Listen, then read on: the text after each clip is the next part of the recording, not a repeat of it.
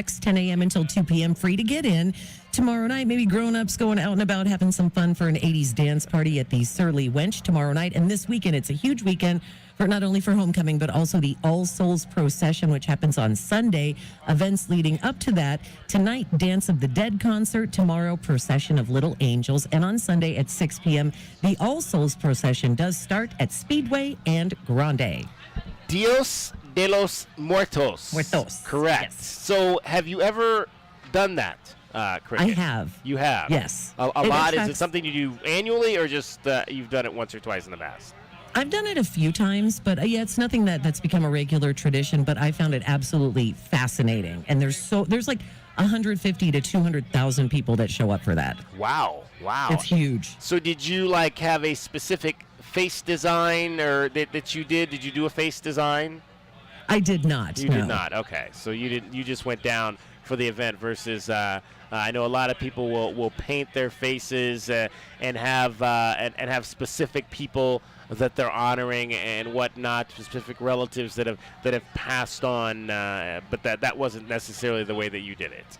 Right. Okay. I really, really wanted to see what it was all about. It's fascinating. It is. It is indeed. It is a historic annual event that is here in our community, and I'd like to hear from you about that as well. 520-848-1290. We'd like to hear from you if you're going to be down at the All Souls Procession this weekend, and if you're participating and who you are honoring if you are going to be down there. But as I mentioned, there are cars everywhere here in Tucson right now because it is homecoming. I'm trying to plot out my plan for tomorrow, Cricket, because I was like, I may need to get to campus a lot earlier than I normally do because it is going to be packed. We want to make sure we get you to your high school football game on time or wherever you're headed on this homecoming Friday. Here is Cricket with your traffic every 20 minutes on the fives. From the O'Reilly Chevrolet Traffic Center, it's Wildcats Radio 1290 Traffic and Weather together. We have two collisions that are clearing Nogales and Drexel. Drexel and Nogales Highway, some backups at that intersection. Also busy traffic and a collision that was reported eastbound I-10 just east of Ina, and there are freeway slowdowns for the eastbound side of I-10 approaching Cortero to just a little east of Ina, and expect those usual suspects for slowdowns this afternoon for Grant Road and Campbell, probably around the U of A area as well, and also those areas of Ahaway and Mission. And 54, the low, 89 tomorrow, 92 on Sunday, and 86 now. I'm Cricket with your Wildcats Radio 1290 Traffic and Weather together. This report is sponsored by GeneratorFranchise.com. Millions protect their homes from power outages with Generac home standby generators. Would you like to be part of this lucrative industry? Generator Supercenter, the nation's #1 Generac generator dealer, has limited franchise opportunities in your area. Learn more at GeneratorFranchise.com. Clones. When you want the Jim Rome Show, remember to tune in to 1290. Ah, sweet! Wildcats Radio 1290 is Tucson's home for the Jim Rome Show. This is Wildcats Radio 1290. Trusting the process. Hey Wildcats, it's homecoming week in Tucson. Join us for all the action Saturday as your Wildcats take on the UCLA Bruins.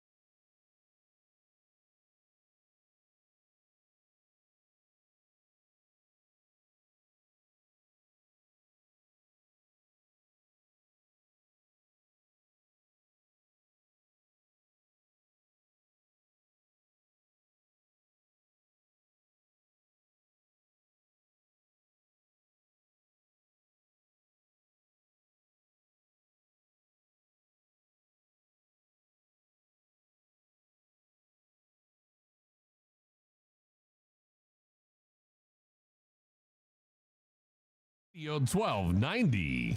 Coming to you live from Bear Down Friday here on University Avenue. I am David Kelly. Come on down, say hello. We're going to be giving away tickets to the Wildcats and the UCLA Bruins. So if you do not have tickets to tomorrow's game, you're going to want to come down here because I've got I don't have tickets. Cricket's got tickets. Cricket's got tickets for you coming up a little after 5 o'clock. A little after 5 o'clock. Come down here. You got to sign up. You got a sign-up thing down here. We got all the usual suspects that are down here. Jesus and Jackie are manning the stand, and we've got some games and stuff. They got some huge cards down there. It's like we're going to play poker for folks like me that can't see very well, I think is what we're doing down here today. But, yeah, all kinds of stuff.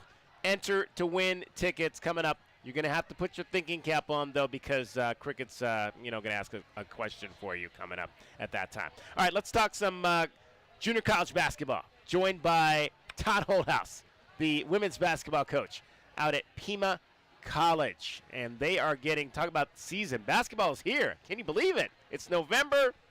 It is basketball season, and the ladies of the Aztecs getting their season underway this weekend. They're going to have their annual Indigenous game where they honor all of our Indigenous communities here throughout the state of Arizona. And, Todd, this is the third year, if I'm not mistaken, that you guys have held this event. Yes, this is the third year. How's it going, DK? Good to join you. Excited to get the season going tomorrow. Absolutely. Let's kind of people that maybe don't know a whole lot about this particular event. How did this come together, and why did you guys start doing this game to honor the indigenous communities here throughout southern Arizona? Well, it kind of came about just sitting around thinking about things and looking back over my coaching career and just reflecting on the fact that I've had the privilege to coach so many young Native American women, and just the admiration and respect and everything that I've developed over the years, and just the respect I have for them wanting to get their education using basketball to do so, and in the process learning just how important basketball is in the indigenous culture. And it's a means, an outlet for a lot of them, and I just decided 3 years ago it'd be kind of cool to honor, some of the past Native American women I've had the privilege of coaching, and in doing so, we kind of made it a whole theme and designed some special uniforms, and just, I love doing it, to be honest with you. And this is the third year. I think each year we add a little bit of special to it, and tomorrow night the men are going to play before us, and so it's a doubleheader, so it's even better this year. Oh, that's awesome. And I mean, this will be the first year that it's been held in that respect. Is that something where you and Brian got together and he really wanted to be involved in this event to make it even that much bigger? Yeah, because I think over the years, working with Brian, we've developed, quite the following for both of our programs, and the fact that we're both successful, and a lot of people within Tucson that know basketball love coming out to Pima and watching them. And so anytime we can pair up, I think it just makes the event that much better, because now you get everybody out to West Campus and enjoy some good basketball, as well as, some fun stuff going on with Native American Night. Todd Holdhouse is joining us. He is the head basketball coach, the women's basketball coach at Pima College. Aztecs will be opening up their season this weekend, and it is the third annual Indigenous game on Saturday night. They will take on Community Christian College. That is a 7 o'clock tip-off up at the West Gymnasium. And just for folks that have maybe never been, Todd, what will they see there? I know there's usually the national anthem is sung by by a singer from the indigenous communities. There'll be historical dances and things that'll happen at halftime. What are some of the things that folks will see if they come out to this event? Well, you're right. We're going to have the Navajo, or the national anthem sung in Navajo before the men's game and the women's game by Kai Tohi. And then during halftime of the men's game, we're going to have some youth basketball players from Baba Kibri area. So some of our Native American youth out on the res out by cells. And then before our game at 7, we're going to have a blessing from Miguel Flores. Then we'll sing the national anthem in. And then at halftime of our game, we're going to honor Haley Gleason, who played for us a few years ago and was part of 2 teams that made it to nationals and has gone on to – she's working on her doctorate right now back in New Mexico, but she's going to be kind of our guest of honor tomorrow night. And then we have George Gonzalez, who's a award-winning hoop dancer. He's going to perform in the halftime of our game. And so it's a whole night full of fun stuff, paying respect, to our indigenous people. Well, you mentioned Haley Gleason, and obviously you've had a number of young ladies that have come, from reservations throughout the state of Arizona. JJ Nakai stands out as being one that was a really great player for you. What have they told you about what you have done in honoring their communities and what that has meant to them? I just think, first of all, they're very humble about it, and so for them to say thank you means a lot, because I know it means a lot not just to the individuals but to their families, and then, of course, to the whole community. And basketball is just a tool for a lot of these young ladies in terms of getting their education. And so I'm just always so proud of everything that they do, not just on the basketball court, but more so after they leave Pima, and how they want to go back to their communities and give back. And I think that's probably the thing that I've grown to admire the most, is that a lot of them go to school and get their degrees so that they can go back and make their communities better. And I think that that's just real admirable, and I have nothing but respect for that. So if I can give a little bit of recognition for something like that, then I'm more than honored to do so, and I just know that it means a lot to all of them. Todd Holdhouse, the women's basketball coach at Pima College, is our guest in his 17th year running the Aztecs program, and something pretty special in the exhibition season. Todd, you had a chance you have 2 daughters, both who, if I'm not mistaken, went to Ironwood Ridge High School, and your oldest daughter is playing college basketball up at Ottawa in the Phoenix area. Your youngest daughter committed to you last year, and she is on your team, and Ottawa came down here and played a few weeks ago, and so you had a daughter on each team, and you were coaching one of your daughters. What was that like for you? Well, for me personally, it was awesome. I think they were a little stressed out about it, but for both Jennifer and I just felt like it was pretty awesome, because you grow up in the basketball gym, and I think a lot of people probably just expect your kids to play basketball, but I don't think Jennifer and I ever made them feel like they had to play basketball. So for Michaela to go on and get a scholarship to play at Ottawa a few years ago was an opportunity she couldn't pass up. And then Annalise to come along and surprise me and commit last year, and to be out there this fall has been awesome. And for them to meet up on the court, it was a little nerve-wracking, but at the same time, I think all of us in our family just know that basketball is a game. And so once the tip ball went up, it was just business as usual. And then afterwards, you look at them and you're just proud of them, and the fact they can compete against each other, and all the years of hard work, and Jen and I driving all over the state and the country just to get them to games. It makes it all worthwhile when you can see them, compete against each other and enjoy doing so. So, proud moment. A little nerve-wracking that day. We won't ever have to do it again, maybe. I mean, it depends on what Michaela does with her COVID year next year, but we'll see if it happens again. But if this was the only time, it was awesome. Yeah, I remember when the video came out last year when you were it was senior night over at Ironwood Ridge High School, and that was when Annalise committed. Did you really know that wasn't going to happen? I mean, did you really think that your daughter was not going to come play for you? Well, it's interesting, because I totally was blindsided. I think everybody in the family knew it was coming. I did not know it was coming. I had hoped that Annalise would come play, but she also had really good grades, so I didn't know if she was maybe leaning toward taking something academically that she wanted to follow, so I didn't want to put it or assume anything.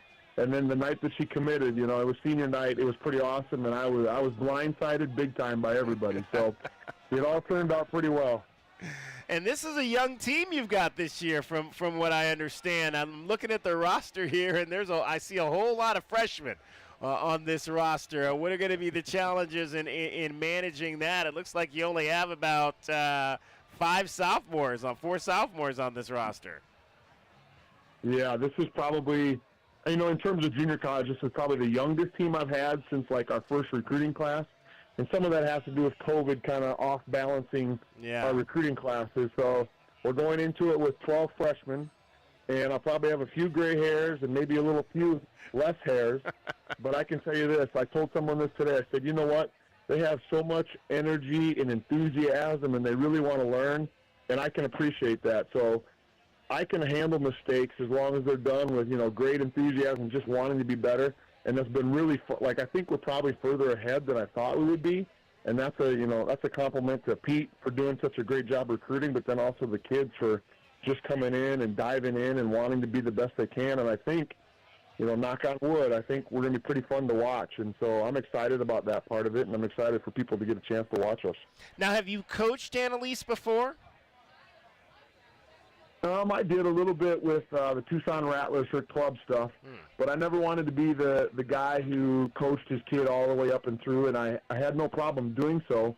But it's been a joy to coach her, really, because she's gotten so much better. I just don't think that she's ever given herself enough credit in terms of what she's capable of, and then to get her out there practicing. The thing I'm proudest of is that she just works hard, and Jennifer and I just ask that of our kids more than anything. Just be hard workers, and you get a lot further in life by being a hard worker and just not expecting things to come your way. So she's been a pleasure to coach, as all the freshmen really have. And so the improvement we've seen in a couple months has been fun, and I just think it bodes well for the future.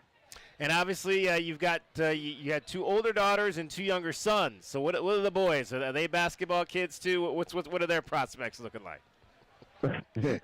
So my oldest son is a junior at Ironwood Ridge, and he's really grown up a lot over the last year in terms of size and muscle, and so it's exciting to watch him. He made varsity for this year, so he's excited about that. I think Kyler will have a great junior year, and I think it'll propel him into a good senior year. And then Tice, our little guy, he's a fourth grader, and he's probably the best shooter of the whole family because he's been tagged along and dragged along to and always brings his basketball. So anytime there's a timeout or a halftime, he runs out there and gets his shots up, and he's pretty darn good. So it's fun. It's been a lot of fun, I can tell you that. Yeah, I can remember going back maybe 7-8 years and just seeing him kind of laying on the bleachers during games. Yeah, you've been around for this whole ride, so you've kind of seen the whole thing evolve over the years. Hey, and congratulations on Pima County Sports Hall of Fame. What does that honor mean for you? Well, it's funny because I don't think any coach gets into coaching to make Hall of Fames. And so I'm a little humbled by it, and I'm not one who likes to sit in the spotlight like that, but I guess if anything, it's probably more of a tribute to, the great players I've had the privilege of coaching over the years and how they've, helped make us look successful. And so I'm just really proud to be from Tucson, having coached at Flowing Wells and, the U of A and Pima. So I've been pretty blessed moving here from Iowa to kind of be adopted by Tucson, and I take a lot of pride in anywhere I've been in representing Tucson. So I guess I'm just, kind of humbled by the whole thing, and I'm excited for it because there's a lot of sacrifices that my family's made over the years. And so I think not only is it an award for me, but it's probably an award for them too, just because we've kind of done it as a family. And so that part is really cool for me. All right, Todd. Well, best of luck on this new season. It gets going tomorrow with the third annual Indigenous Game. Looking forward to watching these young Aztecs grow over the course of the next 3-4 months. That sounds good, DK, and I can't wait to get you out there like you always have been. I appreciate that. Congrats to you on making the Pima College Hall of Fame. So we're excited to have you out there in December and give you some recognition as well. Well, thank you very much, Todd. Always enjoy being out there with the Aztecs. Todd Oldhouse, he is the women's basketball coach for the Pima College Aztecs, and we will take this time right now to bring in Cricket. She's getting you through all this homecoming traffic every 20 minutes on the Fives. From the O'Reilly Chevrolet Traffic Center, this is Wildcats Radio 1290 Traffic and Weather Together. collisions that are clearing eastbound I-10 east of Ina. Expect freeway slowing on the eastbound side of I-10 as you approach Ina. Nogales and Drexel and Nogales highway clearing. Also crashed 22nd Street and Wilmot reported. Cortero at I-10 and Euclid Avenue south of Speedway. And for weather, we'll see 54 our low, 89 tomorrow, 92 on Sunday, and 86 now. I'm Cricket with your Wildcats Radio 1290 traffic and weather together. This report is sponsored by Generator Franchise.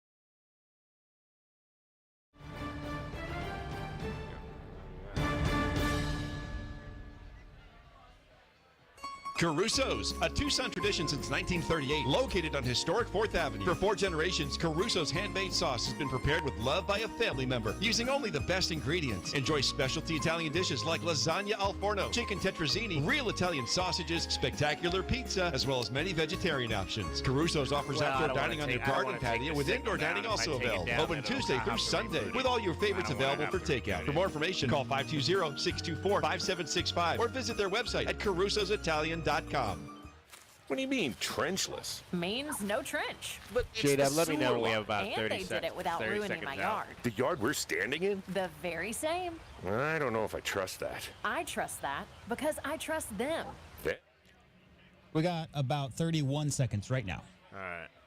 Comprehensive range of plumbing services, from fixtures to installation to trenchless sewer replacement. Turn to Tucson's most trusted plumber. When your plumbing's in trouble, call Ram on the double. Online at bestplumbertucson.com. Why does 1290 run this town? It's simple. 1290 is the only radio station that can bring you Thursday, Sunday, Monday Night Football, the NFL playoffs, and the Super Bowl. Scoreboard 1290. This is the home of the Wildcats. This is Wildcats Radio 1290. DK on the Sports Tip on Wildcats Radio 1290.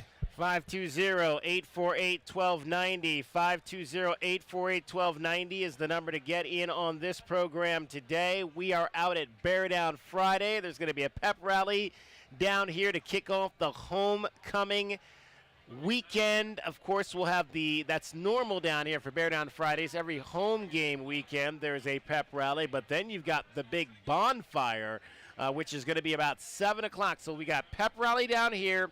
That'll start at 6. Usually goes around a half hour to about 6:30. Then you've got plenty of time to walk from University Boulevard down to the mall for the bonfire, and that will go from 7 o'clock until 8 o'clock. So, I mean, it is an absolutely fun weekend to be here on campus. Lots going on. Of course, we mentioned we've got the football game coming up on Saturday night. UCLA is in town. What a rivalry this has been. The final game for these two teams in the Pac-12 Conference. Sad to see it end for sure. UCLA leads the all-time series 27-18-2. Arizona got the win last year at Pasadena, 34-28. The signature at that time, it was the signature win of the Jetfish era. And since that time, obviously, the Wildcats this season have put themselves to within one game of bowl eligibility, and they are now with a chance to end a drought in not going to a bowl game that stretches back to the 2017 season. Wanted to get into, though, and we've been meaning to do this for a couple of weeks now, but we have not, and that's the fall report card for Arizona Athletics. And J-Dub, unfortunately, it's looking a little bit better. Like I said, the last 2 years, you have not had a single fall team go to the postseason. And there are Right. 5 of them. There are 5 of them. There's two cross-country teams, men and women's cross-country. There's football. And then there's 2 women's athletic teams that play as well, the volleyball team and the soccer team. None of those programs the last 2 years have gone to the postseason. We mentioned just now that it looks like football. Football only needs to win one more game to qualify for the postseason. I believe that they'll be able to get that accomplished here in these last 4 games of the season. The Wildcats are 5-3. You only need 6 wins. However, it does not look like any of those other 4 teams for the University of Arizona are going to be going to the postseason this year. Volleyball is in the midst of a lot of struggles under their new coach, Charita Stubbs. In fact, the Wildcats, let's count it up here, 4, 5, 6, 7, 8.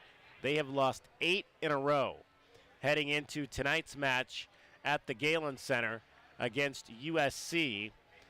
Arizona Volleyball is 6-17 overall. They are 1-11 in conference play. They are not going to the NCAA tournament this season. It looked early on like soccer might have a chance to go to the NCAA tournament this year. They actually this season were a preseason ranked number 6 in the Pac-12 conference. Unfortunately, though, for this soccer team, it has not quite gone as well as they hoped. It's a young team for Becca Moros this year. She came in at the same time that Jed Fish came in, so they are both in their 3rd seasons here. But the soccer team, I should say, enters their final game of the season, and it will be tonight here in Tucson against the rival Arizona State Sun Devils. So we have a rivalry game happening here tonight as well as a part of homecoming weekend. That'll be a 7 o'clock kickoff tonight over at Murphy Field at Mulcahy Stadium. Arizona versus Arizona State. Soccer is 5-8-5 on the season, just 2-6-2 in Pac-12 play, so they are not going to the postseason either. Now, the good news is, in terms of cross country, they've got to finish. You've got the Western preliminaries that are coming up here, and I believe that is next week. In order for them to qualify, they would have to finish either side, women or men, in the top 6 at that event. The women are probably not likely to do that. The men, though, have a shot. The men last week finished 7th at the Pac-12 championships up in Seattle, Washington. The women finished 10th. Now, the good thing about that is that both the men and the women finished ahead of Arizona State at the Pac-12 championships last week. That means that both the U of A men's and women's cross-country teams secured the all-important Territorial Cup Series points for this season in those respective sports. So right now, go ahead, J-Dub. I just said woohoo. Exactly. It's November 10th. You're correct. November 10th, Friday, is the Western Regional Championships. Right. So that'll be next week that these two teams, and that will be in Sacramento, California. And then the NCAA Championships are the next week in Charlottesville, Virginia, being hosted by the University of Virginia this year. So the men have a shot. It's a long shot, but they have a shot. But right now, J-Dub, it looks like only one of the 4 teams will make the postseason. I guess we can call that an improvement over the last 2 years. Well, I mean, if that one team's a bowl game, DK, I mean, I think this game against, first and foremost, the cross-country championships, it just feels like there are some dominant teams, and then the middle and the end of the people who are the teams that are a little bit lower, there's some shifting that goes around there. If you look at some of the rankings coming in and some of those times, a lot of people can run their best races ever, right, in those moments. So anything can happen. When it comes to the other fall sport we've been talking about, football, I do have a quick stat for you if you want to hear it. Absolutely. UCLA, my friend, has only played one game this year that came down to one score, and that was a loss to Utah, right? 14-7. Yeah. Arizona, meanwhile, has been in 4 one-score games throughout the course of the year. So if this game on Saturday, tomorrow, ends up coming down to any kind of close, you know that Arizona's been in that situation, obviously up against 5 consecutive top 25 ranked teams. So if they're going to punch their ticket to a bowl, it's definitely going to, if it's a closer game, I like their chances against the Bruins because the Cats have been there, done that. Yeah. Yeah, I mean, again, that's you want to be in those tight ball games. That's for sure. Because it gives you an advantage if you have to be in more down the stretch. I mean, these games have not been easy for Arizona, but they have been able to, at least the last few weeks, manage to finish out and get wins against 2 ranked opponents. And they've got another one that's coming in. Hey, Lauren, right? Is Lauren, that's right. Lauren was our winner last week. How'd you enjoy the game? I didn't go. Oh, come on. Oh, okay, all right. As long as those tickets got used by there you go. All right. Tell her not to say any bad words, DK. Right. We had to dump Lauren because she cussed on the air last week. But she did. Bartender down at Agave and was our. She got excited. She won the tickets. She had her thinking cap on last Friday here. You're going to have your thinking cap on if you want to win the tickets that we're giving away here today. When Cricket gives that question to you right in about a little over an hour.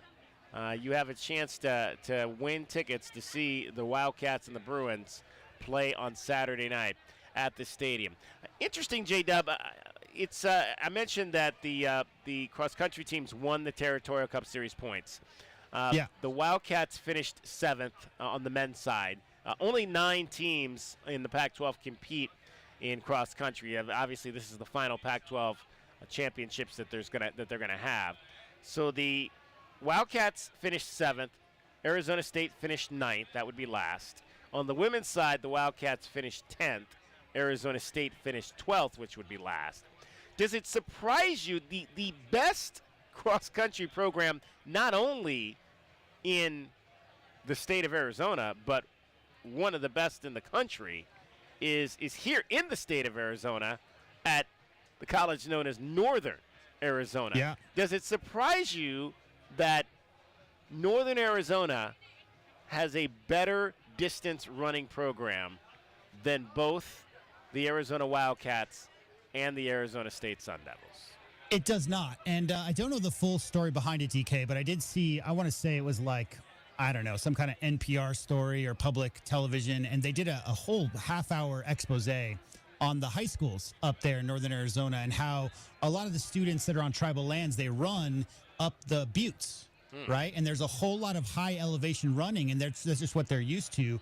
And so there's a natural elevated running with the breathing and all that stuff over long distances, not too dissimilar to the Kenyans and how a lot of them, they dominate so many of the long distance running events internationally. So I understand that's kind of how NAU got started in their dominance in cross country. That if you look at their roster now, just out of curiosity, I looked a couple months ago, they have athletes from all over the country now. So I believe it started from a lot of the local Northern Arizona homegrown athletes going up there to NAU and just dominating. But I believe now they've got such a reputation, DK, that some of the best cross-country runners around the country choose to go up there because, again, you got a lot of obvious elevation challenges in your training regimen. So it's a really good environment to get runners ready for those championships. You are absolutely right in that respect. In fact, I want to just pull these rankings up here quick so I can tell you in terms of the national coaches poll for cross country right now, the NAU Lumberjacks on the men's side are number one, and on the women's side, they are currently number one. That is unbelievable to me to think that again, and no, that's no knock on Northern Arizona. But what they have been able to do with their distance running programs is certainly something to marvel at. That school, the Lumberjacks, up in Flagstaff, number one on both the men's and the women's side, the favorites, you would say, to win that national championship that we talked about coming up on November the 14th. They've only in Charlottesville. They've only failed to win the national championship one time in the last 8 years. Yeah. And that was in 2019. They lost to BYU. They finished second. So they won the national championship 2016, 2017, 2018, 2020, 2021, and 2022. Yeah.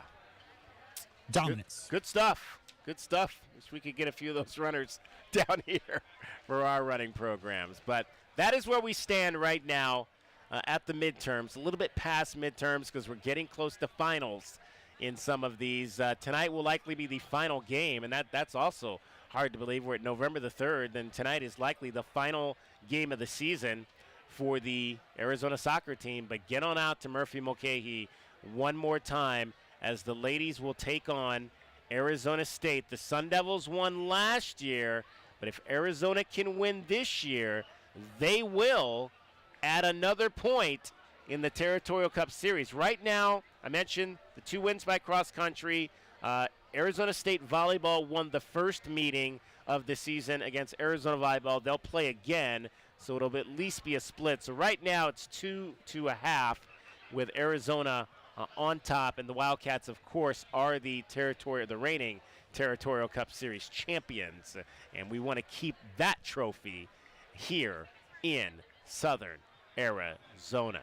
All right, coming up in the 4 o'clock hour, we're going to talk some high school football. Cameron Hackworth will join us. He is the quarterback, the outstanding quarterback at Sabino High School.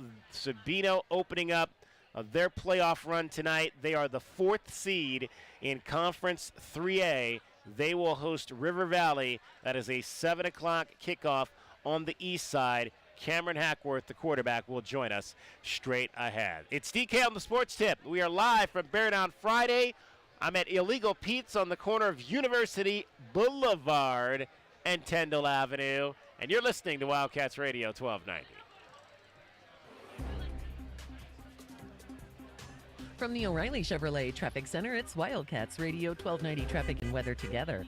Reported wreck on southbound I-19 south of San Javier. On I-10, crash eastbound I-10 east of Ina with some slowing in that area. Crashes that are more recently reported, Cortero Farms Road at I-10. 22nd Street and Wilmot, some southbound slowing. Euclid Avenue south of Speedway and also Nogales Highway in Drexel. 54, clear overnight, 89 tomorrow, 92 on Sunday, and 86 now. I'm Cricket with your Wildcats Radio, 1290 traffic and weather together. This report is sponsored by GeneratorFranchise.com. Millions protect their homes from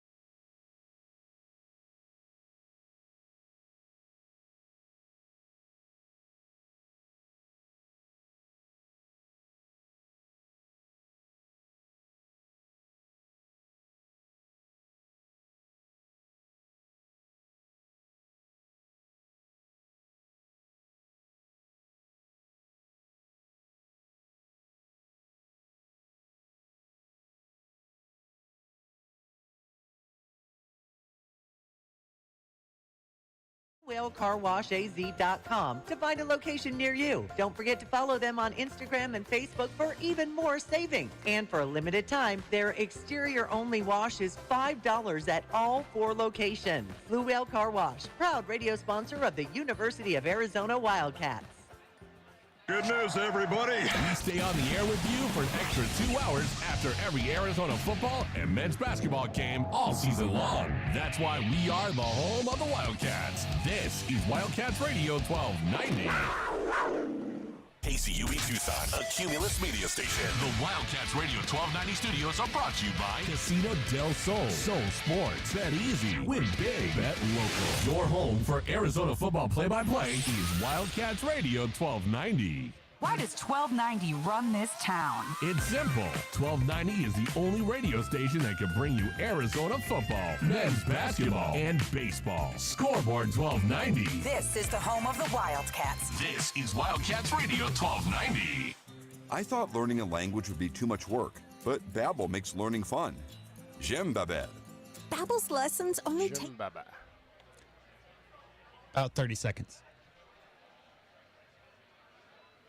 How'd that happen? Babbel isn't robots talking. You learn words and phrases from real native speakers. I was ready for real-life conversations in just a few weeks. So easy. Go to Babbel.com to try for free. That's BABBEL.com. Babbel.com. Live from the CNWT. From the what? Central Northwest Tucson. Duh. It's DK on the Sports Tip with your host, David Kelly. Radio. Just when I thought I was out, they drug me back in. Featuring J.W. Madden. Don't tell me about flip-flops, man. I'm a native. And Cricket getting you home with traffic and weather. Camp on Melt Lemon, not in the left lane on the freeway. Here we go! And now, a man who has not one, but 3 first names, David Scott Kelly. It is homecoming in Tucson. This is where you want to be. They got the Wild West security handing out the wristbands. I mean, I don't think that lady really needs a wristband. I don't think most of these people here, some of them do, but not all of them. Come on down. Oh, we got a girl over there. She's got the BTFD hat on. We won't say that out loud on the air, but Tommy Lloyd has been told not to wear that shirt anymore. I'd have to dump you, DK. You would have to dump me, for sure. We are at Illegal Pete's down here on University Boulevard. It is Homecoming Friday. It's Bear Down Friday, getting you set for the pep rally that's down here tonight at 6 o'clock. Then, of course, the bonfire tonight on campus from 7 to 8 o'clock. Lots in store for you. We got about 2 hours left of the program down here. We are going to be giving away tickets in about 1 hour to Arizona versus UCLA. So if you do not have your game tickets yet, get on down here, sign up, bring your thinking cap, because we don't just give these tickets away. Cricket doesn't just give these tickets away. You got to know a little something about Arizona Wildcats football in order to get these tickets from Cricket. So bring your thinking cap when you get down here to Illegal Pete's. The boulevard is starting to pack up. Folks out here on the patio where we are on the ground level this year, eating and enjoying themselves, taking in some sun. It is very comfortable. It's going to be a comfortable weekend with temperatures in the mid to high 80s. Not too hot, not too cool. Evenings should be comfortable as well. Tucson is where you want to be on homecoming weekend. Last night, Devin Booker finally returned to the Phoenix Suns lineup after having missed the last 3 games due to injury. He had played against the Golden State Warriors in the opener, but had missed games against the Lakers, the Jazz, and the first go-around against the San Antonio Spurs. But Devin was back in the lineup for the game last night at the Footprint Center. Booker takes a pass over the top, finds Allen, wide open corner 3, splash down. Booker gets into and gets it up and gets it in. Booker on the drive on Johnson, whipples a pass to Durant, corner 3, yes! Koji comes out high, gets a double screen, raising up for 3, Booker, splash down. Booker working on Jones, gets to the left hand, gets the contact, and the finish with a foul. Booker trying to clear some space, gets the screen from Eubanks, rising up straight away 3. Booker! Devin Booker. Pretty good ball game. Suns did not win, though. They fall to the Spurs last night, 132 to 121. But Devin Booker returns to the starting lineup. 31 points, 9 rebounds, 13 assists. Now, J-Dub, we haven't given out yet our question of the day because I actually had not really thought of one that would be good for today. But I think I know what that question of the day is going to be right now. In fact, I'm typing it up as we speak. It'll be posted shortly on our Twitter account. Head on over to @Wildcats1290. But obviously, one of the things with this Suns club coming into this season was they didn't really have a true point guard on this team. that is going to be a role that is going to be largely one that Devin Booker is going to play for this club this year. Yeah, I mean, we talked about the fact that, Bradley Beal hasn't played yet, but he can definitely handle the ball. Booker has played point guard in the past and done it effectively. And KD brings the ball up quite a lot. I mean, KD's a very competent ball handler. There's some other guys on that team, if they get a rebound, they can push it. As far as having, I think, positionless basketball as it is today in the NBA, having a ball handler, primary ball handler who you give the ball to every time up the court, that's not really a thing anymore. But as far as having a guy who can beat pressure, obviously, Devin Booker is very strong, right? So he might not have the tightest, best point guard style handles, but nobody's going to take the ball away from him because he understands angles. He can shield the ball with his body. He knows how to play the game, and he's always, DK, had really, really good court vision. It's just the first few years, 3 years he was there, maybe 4 years, he was asked to do so much scoring that his assist numbers might not have been eye-popping. But when he gets talent around him, as he's had these last four years since since right before their finals run, since the bubble, really, he really has the ability to find the open man. Some of the passes he made last night, very impressive. 13 assists. He didn't look for his shot. I think the most impressive thing for a guy who's just a natural scorer is in that first quarter, he really wasn't. Now, the Spurs got out to a big lead. Talk about that, too. They were up 13-0 right out of the gates? 9-0, I think there was a timeout. But, yeah, they had like a 15, 20-point lead, 60 points with about 6 minutes left in the first half. The Spurs were really, really on it last night offensively, but Booker was really looking to set his teammates up. I remember guys like Jordan, DK, I mean, he did a couple stints at point guard, would always defer early because as a deadly scorer like Booker is, he can always get his point totals weren't much to write home about until you look up and he's got 31 points. He's always a good closer. So as far as the 13 assists, yeah, really impressed with his court vision. Not a team win last night. The team's defense is really what let him down. Yeah, absolutely. Victor Wembanyama, the number 1 pick, the rookie phenom, 7'4". What a game he had. 38 points and 10 rebounds in his second matchup against his idol, Kevin Durant. Durant pouring in 28 points to go along with 6 rebounds. And after the ball game, Kevin Durant talking about facing the young superstar in back-to-back games. I don't see anybody else in this game. I mean, I know we both skinny, and I'm sure he said he watched me growing up, but he's his own player. I don't think I'm sure he watched so many great players in the league and try to emulate just about everybody. You could tell in his enthusiasm for the game, you could tell that through the TV and playing against him. So he's his own player person. He's going to create his own lane. He's much different than anybody who's ever played. And you could try to compare, but he's going to carve out his own lane. I think he got at least 18 points off of like fast break layups, and then we switch in and he just being big in the paint over top of guys catching lobs. Like they played a great team game. He hit some threes there at the end, but for the most part, he didn't dribble much. He didn't, how many turnovers he had? 2 turnovers for the game. He usually had 4 or 5. So, he just catch and shoot, catch and finish. Just kept the game simple, and you see what he did tonight.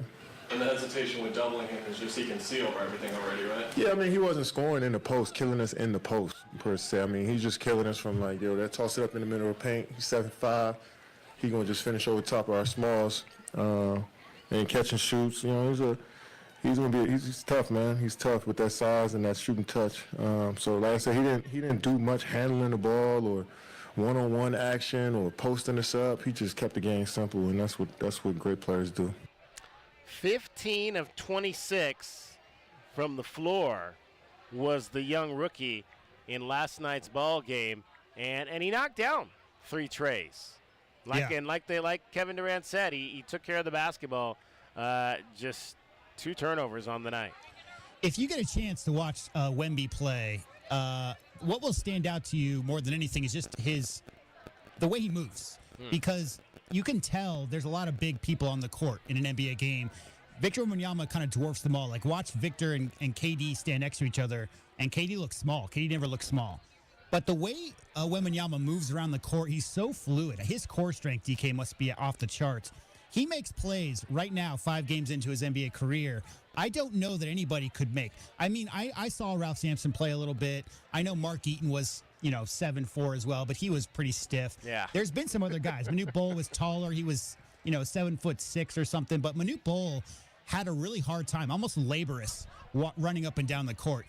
This guy looks like a guard, DK. I mean, he runs like he's 6'4" in a 7'4" body. And the crazy part is the wingspan. So his ability, his mobility, and his agility for his size is off the charts. But you add into that the longest wingspan in NBA history. Like, he had that swipe down steal in the preseason where he came from the three-point line, swiped down, and stole the ball in the key. Yeah. He had a dunk last night where both his feet were outside the paint, and he went around left-handed. He also had this crazy block where he went to go block it with his right, switched it up, and almost faked out the shooter who thought he was coming with his right hand for the block, switched his whole body and rotated his hips and came with the left hand, blocked a three-point shot. His length is something that NBA players are going to have to get used to. It's hard to gauge. He's unlike any defender anybody's ever seen. All right, so I said I think I had my question of the day for today. Devin Booker last night, 31 points, 13 assists, 9 rebounds. 1 rebound short of a triple-double. Yep. If he's going to be the facilitator this season, this is your question of the day. How many triple-doubles do you think Devin Booker will have this season for the Phoenix Suns? Will he have 10 or less? Will he have 11 or more? How many triple-doubles will Devin Booker have this season if he is going to be the primary facilitator in this offense for the Phoenix Suns? Head on over right now to our Twitter page. We've got the poll up. 520-848-1290 is the number to get in on the program. We want to hear from you on that as well. How many triple-doubles do you think Devin Booker will have this season? I'll pitch that immediately to you, J-Dub. You think he'll have 11 or more? Do you think he'll be under 10 in that respect? I think if he's the primary ball handler, there's a good chance he could get, 9 or 10. If he maintains in that role. The rebounds are going to be the issue, I think. I don't think him getting 10 assists is a problem. I will tell you one surprising thing, DK. You ready? Devin Booker has never had a regular season triple-double. Right. Ever. He's only had 1 triple-doubles in the playoffs, and last night would have been his first. So, again, he's never played point. He's always, when you're playing with Chris Paul, I mean, how many assists are you going to get in the backcourt when you're playing with Chris Paul? So those numbers we're never going to be there these last 3 or 4 years. And obviously, prior to Chris Paul getting there, they didn't really have the talent that he could put up those kind of numbers with. His scoring numbers have always been off the charts. But I honestly think 10 is a realistic number if he maintains ball handling responsibilities. I probably should have lowered those numbers just a bit.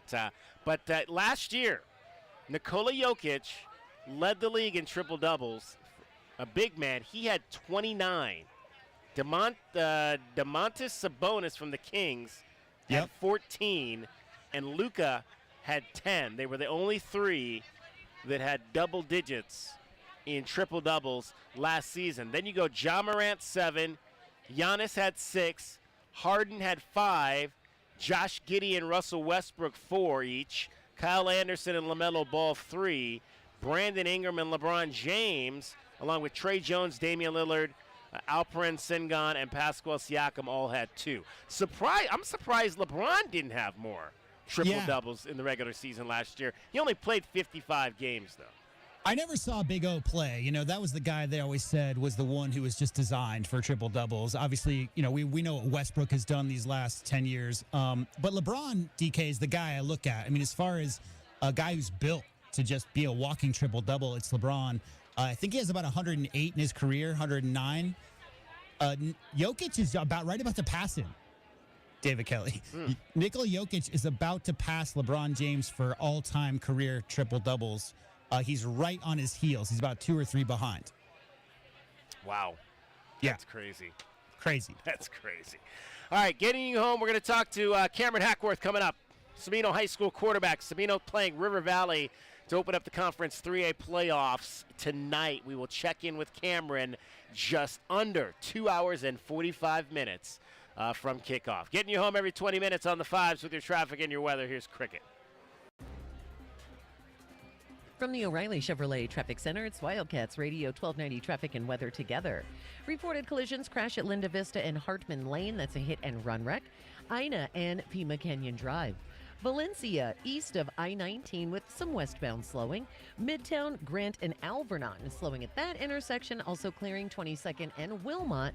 Southbound slowing on Wilmot, approaching 22nd Street. Weather-wise, 54 the low, clear skies overnight, 89 tomorrow, 92 on Sunday, and 85 now. I'm Cricket with your Wildcats Radio 1290 Traffic and Weather together. This report is sponsored by GeneratorFranchise.com. Millions protect their homes from power.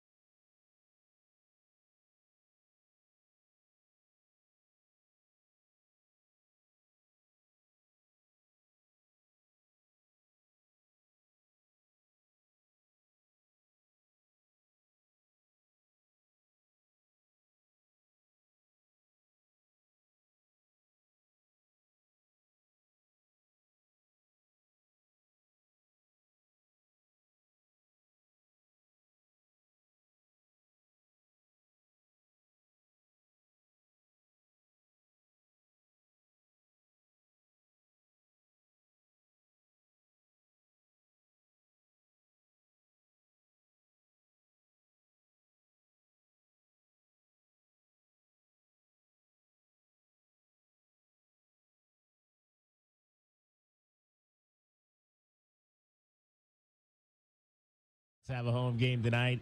They are going to be taking on River Valley, and we are pleased to be joined by the quarterback of the Sabino SaberCats, senior Cameron Hackworth. Had a chance to get out, Cam, and see last Friday night's game against Mojave. A huge win for you guys against the number one team in the state.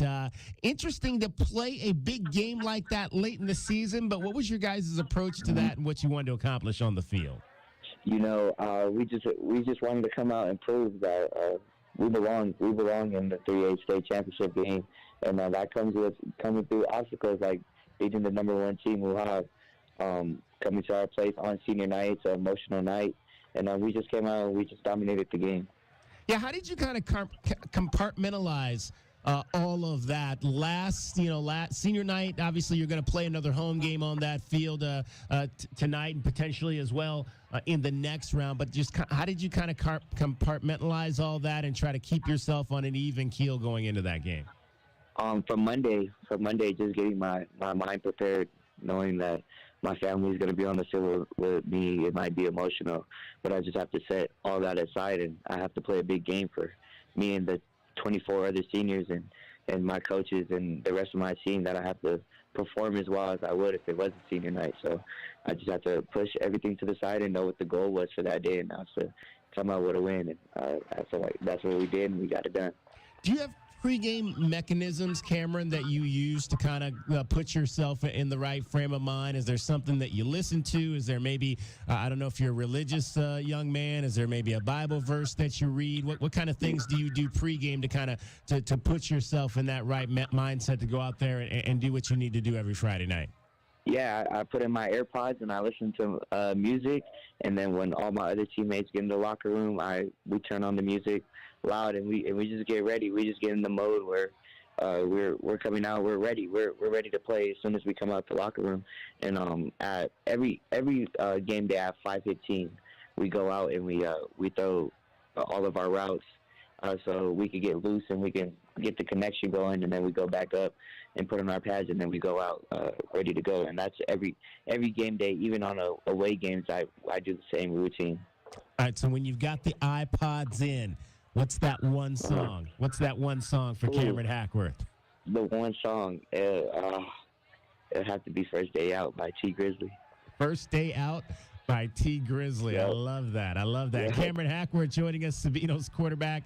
Sabino taking on River Valley tonight to open up the postseason. Cameron, last week you became the all-time passing touchdown leader here in Southern Arizona, passing the great Trenton Bourget, who's up doing his thing at Arizona State. You got that done early in the game. What was it like? Did you realize you were at that point and that you'd accomplished that feat? I didn't even realize that I broke the record during the game. It wasn't really going through my mind at that point. I was just trying to go out there and get the win so we can get a good chance to come out here and get in the playoffs and get a chance to go to the state championship opportunity to be able to do that. So I didn't know that I ended up breaking it until after the game. Could you imagine? I mean, you have a chance to be just the second player ever in Southern Arizona to throw for 8,000 yards. You need just, I believe, 213 more yards to reach 8,000. Could you imagine that when you stepped on that campus in ninth grade, that you might be able to have that type of career? You know what? I didn't imagine my career going this far. I knew I had the opportunity to be able to go and do something special with the team and me and myself and the talents that I have, but it was just hard work. 4 years just putting in the work in the classroom, off the field, on the field, in the weight room. It was just work all 4 years, and that's what gave me the opportunity to be able to become, if I throw for the 213 yards, to become the second person in Southern Arizona history to be able to throw for 8,000 yards. And it's a blessing. Everybody that put everything into it is all a part of the process, and I just really appreciate everybody for supporting me and me being able to get the opportunity to throw for 8,000 yards. When you talk about the road, and we're joined by Cameron Hackworth, the quarterback at Sabino High School, when you talk about the road that you've been on, shout out some of the people that have been instrumental in getting you to this point. Yeah, just going through high school, being a teenager trying to figure out life, figure out what you want to do, and just everybody supporting me and keeping good positive energy around me and good positive thoughts in my head, even though injuries, stuff happening in the family, just always being there supporting me and telling me that I can do this. And I just really want to thank all those people that were in my life, giving me good energy and good support behind me and the path I'm going down right now. I really appreciate everybody. You mentioned injuries. I remember last year you were kind of nicked up going into the playoffs. What did you learn from that experience? I remember you were itching to get on the field that day, and you didn't start, but you got out there and you were able to kind of contribute and get your team that win. What was that? What was it like going through that experience? Being that close to being able not to play in a big ball game and having to fight through that to get to game day.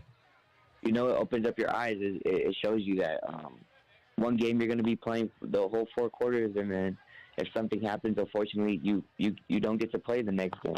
It was Benson. It was actually senior night last season where I didn't get to play because of my collarbone. But you know what? I just soaked everything in during the week. I was still there for all my teammates, and I was still at practice every day. Helping, getting the backup quarterback ready. And, I was able to suit up the next week, and the first play I was in, or second play I was in, I threw a touchdown. So it was just all a part of the process of me showing up to practice and still being there for everybody, even though I wasn't going to play that Friday. Sabino High School quarterback Cameron Hackworth is our guest. It's the SaberCats taking on River Valley tonight in the first round of the Conference 3A tournament. The SaberCats are the 4th seed this year, which means they could play at home twice coming up here in the next couple of weeks. I mentioned you're obviously the leading touchdown passer here in Southern Arizona. One of the things that also stands out about you statistically is you've never had double-digit interceptions in any one season. What's been key for you in being able to be a quarterback that takes really good care of the football? Turnovers is not a good thing that you want in the game. You want to win the turnover battle between you and the opposite team. So me throwing the interception is not helping my team, and it's not helping me either be able to get the ball to my guys. So not turning the ball over, that just comes with watching film and making smart decisions on the field, not forcing the ball where it doesn't need to be forced at, throwing the ball away, not trying to make the Superman play, just getting the ball, throwing it away, and knowing that you have another down to be able to create another play. So it's really just being smart and just trusting your teammates and knowing that your team, we're going to make a play on that third down where I don't have to throw the interception on second or first. Where do you think you've grown the most from last season to this season?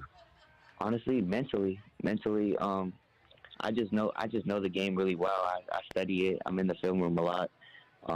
I know how to read defenses, the coverages. I know what the other team is going to do. So mentally, I'm ready, and I'm throwing the ball where I'm getting my receivers open. I'm leading them open because I know what the defense is going to do, and I'm just manipulating them and making them do what they want to do, but getting my guys open. So it's really mentally. I just know the game really well. Your hands were all over that game last week. You had 2 passing touchdowns. You had 2 rushing touchdowns in the second half. You had a big interception in the second half. What's it like to go out and just be able to dominate a big game like that for your team? Coach has really big trust in me. He believes that when I'm in, I'm going to go make a play for him, and that's what he tells me every time he puts me in. He says, Cam, go make a play. So that's what I try to do. I go out there, and the passing touchdowns, really, that comes from the whole team, the O-line holding their blocks, the receivers getting the ball and go scoring, catching the ball, running the right route. My rushing touchdowns, my linemen blocking, my receivers blocking for me down the field, and me just going to go make a play. So it's really the whole team combining for that one play that happens and the touchdown. The interception, it was just exciting. It was third down. They're at the goal line, and I just come on. I get an interception. So it was an exciting play. We called out what they were going to run because we watched film, and they knew that we knew that they liked that play on third down. So I just got up there and I got me one. Cameron Hackworth, he's the quarterback. He's also a defensive back for the Sabino SaberCats as they get set to go into the playoffs. We've talked about your 2 of your main targets on offense.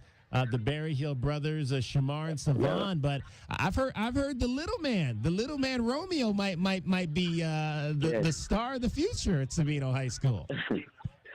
Yeah, Savon, four-year starter. That says enough. Coming to Sabino and starting as a freshman, that's hard to do with all the talent that they bring in. So Savon coming in, being a 4-year starter, he's strong hands, really nice routes. Shamar coming and just breaking records when he got here. Outstanding receiver, put the ball in his hands. He's gonna do work. Really consistent. And then Lil Romeo coming in, getting his feet wet at DB, starting as a DB as a freshman on our team, and then coming on the offensive side, getting his work where he needs it. And that's exciting. That's exciting to know that Romeo has the potential to be a big star in Sabino's future program. No question about that. Obviously, you want to end this thing with a state championship. What's it going to take to navigate November and get to that point? It just takes taking everything step by step, game at a time. Not looking forward into the future, knowing what's in front of you right now. This Friday we have River Valley, and that's all that matters to us right now. We have to take care of business with River Valley to be able to even think about what we're going to have to do next week or the week after that and the week after that. So we just have to take care of business week by week and don't look ahead. Just say what's current right now, what we have to do, and what we have to finish right now. When you look at this defense that you guys take out there, what's been key? Like, you got some really great guys out there like Deshaun Ingram. What do you need to see from your defense? Big-time senior Deshaun Ingram coming in, making a lot of tackles. Jack Skaggs, defensive line, Derek Robertson, Zach, Kyle Coleman, Miguel, Jack Hammond. There's just so many dogs out corner. Romeo Berryhill, Amonte Edwards, safeties, Britt, Max, trainer, Britt Robertson. There's just so many people. Diego Hanoran, Mason Cave. There's just so many people on the defense. They just fly around. They're fast, physical, and they really make it easy on us getting big time goal line stands where the team's at the 1 yard line and we stand them up for 4 plays. I mean, if that doesn't say that your defense is great, I don't know what does. I mean, it's multiple games, multiple times the number one team to win the game. We go and we make a big goal line stand. That just goes from defense reading their keys, knowing what the offense is going to do, and just flying to the football, 11 people to the ball at all times. That's just what our defense preaches is, and that's what we go out and we do. Yeah, it looked like you guys are so stacked that Big Mason was playing mostly defense. I was expecting to see him a little bit running the rock last Friday night, but he's mostly on the defensive side this year. Yep. That's what it is. Outstanding. Hey, Cameron, best of luck tonight, and as you guys begin this playoff run, and enjoy the moment as you finish out your high school career. Thank you. Cameron Hackworth, he is the quarterback. He is also a defensive back for the Sabino SaberCats, the 4th seed in Conference 3A as they start the playoffs tonight against River Valley. And when we come back here, we will give you all of your high school schedule. A lot of games going on. Push Ridge Christian Academy is also at home tonight to start the Conference 3A playoffs. And again, 4, 5, and 6 conferences finishing up their regular seasons. We've got EGs. How about that? Got EGs out here tonight. That's what I'm talking about.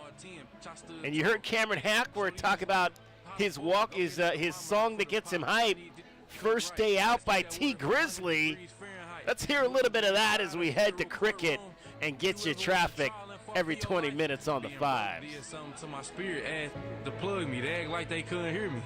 Look at me now, driving German engineering. You don't want your baby mama, keep the from near me, Kilroy. Remember when I used to use your L's to hit the road, hit the O and make them big boy sales? Move, remember when you had them green things made with vacuum seals, trying not to have them green things smell fast? From the O'Reilly Chevrolet Traffic Center, it's Wildcats Radio 1290 Traffic. and weather together.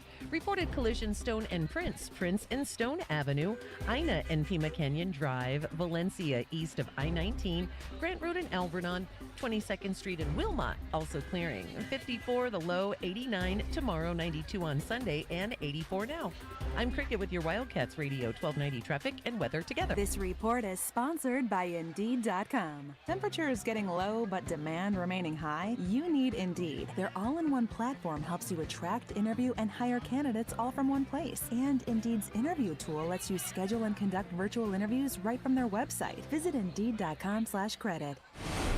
Okay, kids, we're home. Everybody out. Ew, my feet are stuck. In what, honey? On the floor. Ew. Take off your shoes. Tommy, come carry your sister into the house.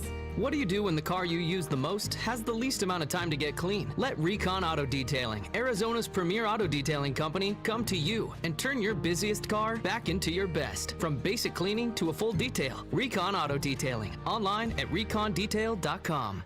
The moments that matter to Wildcats fans are only on 1290. Whether we win, put together a solid one tonight. Arizona 31, Texas El Paso 10. That's your final. Or whether we lose. For review, the runner's elbow was down with the ball short of the 15-yard line. 1290 is always there by your side to bring you all the raw emotion of the moments that matter to Wildcats fans. We are Wildcats Radio 1290. In honor of all those we've lost to cancer and those still fighting and thriving, like basketball analyst Dick Vitale. I want to beat cancer. I'm going to beat it. That's no doubt in my mind.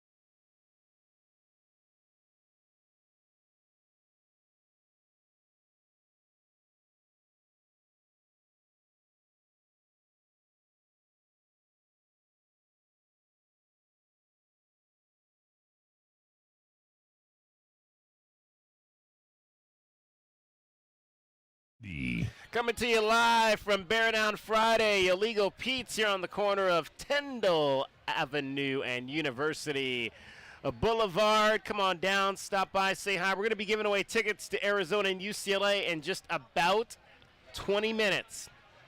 All right, so you got 20 minutes to get down here, sign up for a chance to win 4 tickets to tomorrow night's game between the Wildcats and the Bruins. So if you don't have seats yet, you want to get down here because you've got a shot to go see the game that could put Arizona football into a bowl game for the first time since 2017. But you got to be down here and you got to have your thinking cap on because Cricket's got tickets, and getting Cricket's tickets is never an easy thing. You got to know a little bit about what's happening with your Arizona Wildcats. Okay, yesterday we had actually 2 days ago we had Dan Bethel on, the head volleyball coach at Pima College, and wanted to just let you know what happened with them. They played last night in the first round of the semifinal round of the Division II Region 1 tournament.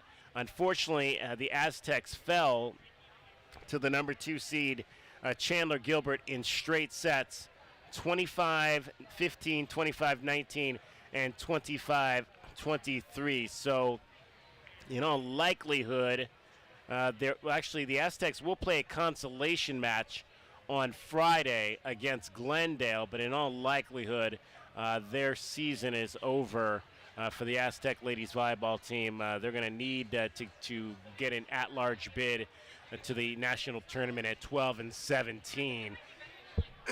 Excuse me, not likely that that's going to happen for Dan Bethel's club.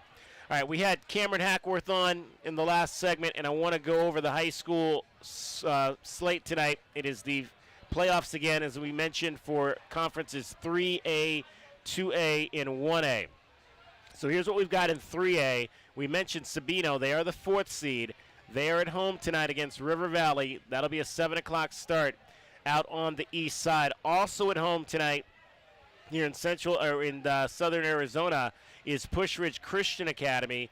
The Lions will take on Blue Ridge. The Lions are the 8th seed in Conference 3A. Should not have eaten a large EG. Yeah, that'll do it. It'll do it. It's taken my voice there. It's so hard not to, though, DK. It really is. I mean, come on. It really is. I mean, when somebody gives you an EG, you absolutely have to eat it, or have to just scarf through it. And that's been my philosophy since 1981. 1981. Yeah, I imagine that's about when I had my first EGs. Okay. I was like 6 or 7. All right, there you go. What's your favorite? What's your favorite my go-to flavor? is usually like strawberry pina colada mix type of strawberry? Thing. I think I had strawberry there. I think it was either strawberry or cherry. It was red. I know that. As we like to say.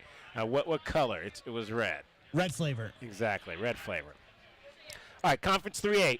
Mojave, despite their loss to Sabino last week, Mojave is still the number 1 seed, so they're going to take on Safford. Safford gets in as the 16th seed in Conference 3A. So that tournament starts tonight.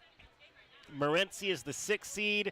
Rashard Davis, former coach up at Santa Cruz Valley, is coaching that club. Thatcher is the number 7 seed in Conference 3A. So pretty much that entire 3A South region got into the postseason as we expected that they would in Conference 3A. Now moving over to 2A, the 2A tournament starts tonight as well. The Pima Rough Riders are the number 1 seed, and they'll be home against Holbrook tonight. Other teams from southern Arizona, Wilcox. How about that? The Wilcox Cowboys get in as the 14th seed.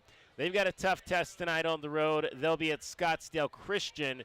Scottsdale Christian, number 3 seed. I just mentioned Santa Cruz Valley. They'll host Tombstone tonight at 7 o'clock, so that'll be a battle of southern Arizona teams. Tanque Verde also at home tonight.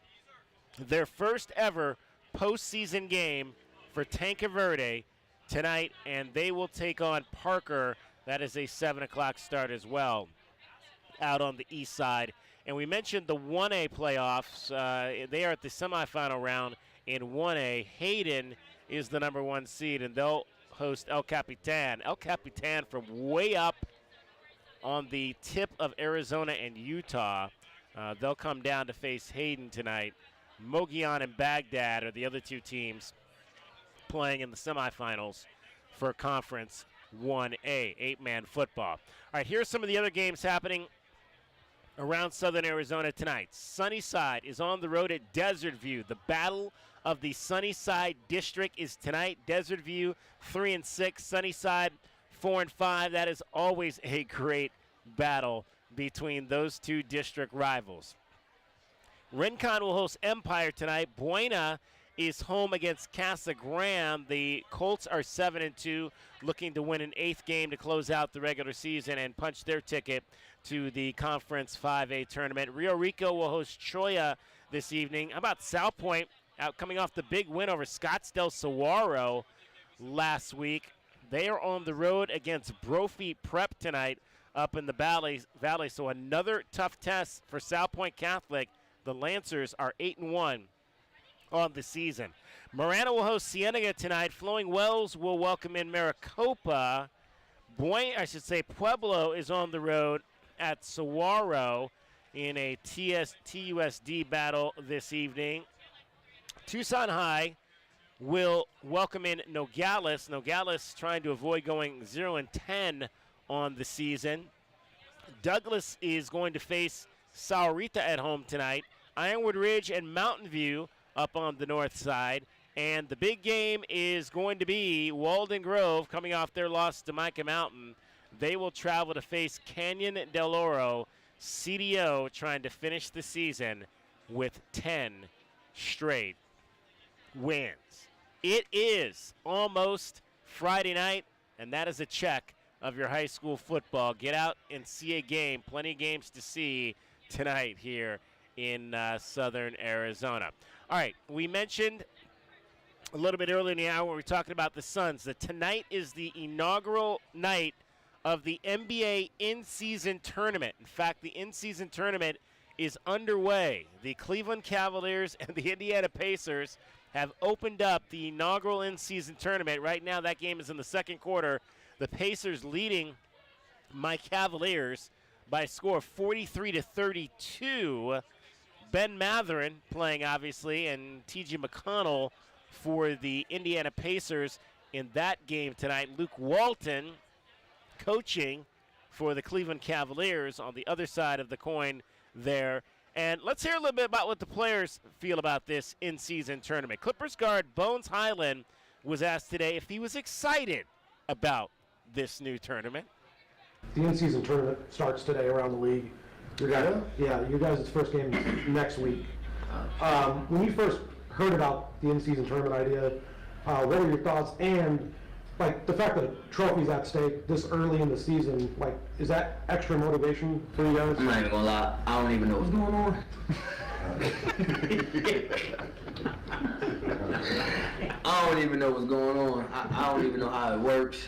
I don't know anything, honestly. I'm just looking at the schedule. I see on the schedule say like a trophy next to one of the games. I'm like, I feel like the trophy's supposed to be in July, but why is there a trophy? I don't know what's going on. I'm not gonna lie. All I know is I'm just trying to win the games. That's all. Well, if you win enough of the games and you make the final win, that's an extra $500,000 for you. Does that motivate you? Yeah, for sure. Anything like that, for sure. But most importantly, just trying to rack up some wins. Bones Highland, about as honest as you can be. I don't know what's going on. I think he might speak for most of the players, DK, if we're honest. I don't really think a lot of players really, because again, all of these in-season tournament games count towards the regular season schedules and results. So, Pacers 45-37 currently. Milwaukee, New York also tipped off. Washington, Miami, Brooklyn, Chicago, Golden State, and Oklahoma City, Dallas, Denver, and Memphis and Portland. All those are going on tonight. One other thing, DK, we mentioned a couple days ago that they've got these fancy new courts. They're trying to differentiate for people at home so that they know that they're watching an in-season tournament game. Well, I guess this was predictable, but I just saw a clip, DK, of one Tyrese Halliburton, who in my opinion is the best young point guard in the NBA. And he was standing nonchalant out by the half-court line and was about to receive a pass when he went to make a cut and slipped on the new decal and looked like he might have pulled something. They've got so much paint on the court right now for these in-season tournament games. So that's something we didn't talk about the other day because we were hoping, smarter heads would be involved in the process of painting the courts, but it looks like it might be a little bit slippy out there right now. So, that's interesting, JW. You say that. So I thought they were actually completely different courts. So I thought they were bringing wood. Yeah, I mean, I've seen them recreate the court after a hockey game. I assume that's what it was, but again, they've never used these courts. You know how sometimes, and so I don't know the process. I don't know how last minute this was. All I know is what I saw with my eyes, and Tyrese Halliburton slipped in a place that no NBA player should ever slip. Yeah, that's not good. So this is the first night of this tournament. So I believe the next games are not for another week. So it'll be next Friday night. And right now we're in what's called pool play. And so the next games are group play, however you want to play it, group play, pool play. And so the next round of games will be next Friday night. I'm going to be honest. I watched the game last night. I watched the whole game last night with the Spurs and the Suns, and I did see Mr. Richard Jefferson come on to the broadcast, and he must have given a 3 or 4 minute explanation. And as always, Mr. Jefferson was very eloquent, and he laid it all out, and I could not understand half of it, DK, because, I mean, again, I'm not in the same group as Bones Highland. I did know it was happening, but as far as how it's all going down, I know that they've split up into 4 different groups. They're playing pool play now until they move on to the next round. All I know is that they're going to play games until there's only one team remaining, and the players from that team will get $500,000 each, and just today, it was announced that they decided coachings and assistant coaches should be involved in that as well, which makes sense because guess who's in charge of sitting star players, DK? So if you're talking about maybe if you've got a matchup with one of the lower division teams, you think you can do okay with maybe resting one of your stars. If that happens to be a play-in tournament, there's extra motivation there. In-season tournament, there's extra motivation there for the coaches themselves to play their best squad that they can every given night because there's also financial motivation for them. That just happened today. All right. I don't know why it took them so long to include the coaches because that makes sense. I'm going to put you on the spot. The Suns are in West Group A. Okay. There are 4 other teams in Group A with them. Can you name 2 of them? Ooh, in the West Group A. Well, I would assume they're Western teams, so I'll just take a shot in the dark and say Sacramento. Sacramento is incorrect. Golden State. Golden State is incorrect. Denver. Strike 3, you're out. I think those are the only Western teams I can name, to be honest. Yeah, at least you didn't say the Wizards this time. In that case, it's got to be Southern, so Clippers, Lakers, that kind of thing. It's the Lakers, the Jazz, the Blazers, and the Grizzlies. That's the outlier. The Grizzlies are in West Group A. Yeah, the Grizzlies also are the only team in the NBA who have not won a game yet this year. So the Suns without Ja. Yeah, so the Suns will play the Lakers in their first group game. I don't know if that's not tonight though, is it? No, they're not on the schedule for tonight. No, they play. I guess so. I imagine that they'll play next week then, in that group of games that's next week. So the 4 games that they play in group will be at home against the Lakers, at Utah, home against Portland, and at Memphis. Those will be. Yeah. The Suns. It's got to be Fridays because the next matchup the Suns have with the Lakers is Friday, November 10th at home. There you go. Yep, that'll be the first game for the Suns in this tournament. All right, much more coming up in the 5 o'clock hour. We're going to talk some Arizona Wildcats, UCLA football. We are giving away tickets to the game. Coming up next, if you want tickets, Cricket's got tickets, but you got to be able to answer Cricket's questions. It's DK on the Sports Tip. We're live here, Baird on Friday to Legal Pete's, and you're listening to Wildcats Radio 1290. From the O'Reilly Chevrolet Traffic Center, it's Wildcats Radio 1290 Traffic and Weather together. Reported collisions that are clearing at Stone and Prince and Stone Avenue. 22nd and Wilmot with some southbound backups there, and also Grant and Alvernon and Grant, and regular slowdowns Ahaway and Mission. And weather-wise, 54, our low, clear skies overnight, and about 89 for tomorrow, 92 on Sunday, and 84 now. I'm Cricket with your Wildcats Radio 1290 traffic and weather together. This report is sponsored by Mucinex Fast Max Kickstart. Hey, kid.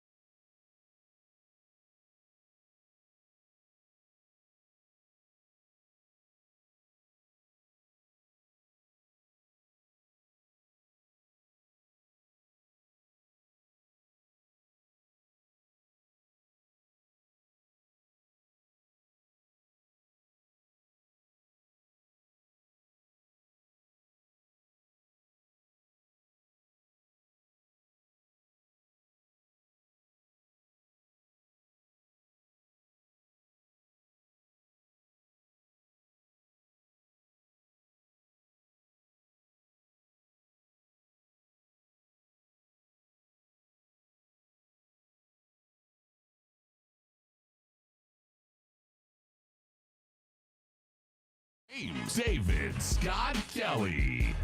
And we are coming to you live from Bear Down Friday. Check this out here. We have got Virginia Blankenship with us, sitting in because it is ticket time. Cricket is with us. Cricket, I hear you've got tickets. Maybe. Maybe? I do. What kind of tickets do you have today? Tickets to get you into the game. That's right. The Arizona Wildcats versus the UCLA Bruins. Now, Virginia, how are you? I'm doing good. Okay. Do you have your thinking cap on today? Yes. You do. How long have you been a Wildcat fan? Since I've been in Tucson since 1998. 1998. That was a good year to come to be a Wildcat fan because that's the best football team we've ever had here. Yes. You got here 10 years before I did. I got here in 2008. All right, here's how this is going to work, Virginia. Cricket is going to ask you a question because Cricket is the one with the tickets, all right? If you can answer Cricket's question, you got a 4-pack of seats to see the Wildcats and the Bruins tomorrow night, okay? Okay. All right, Cricket.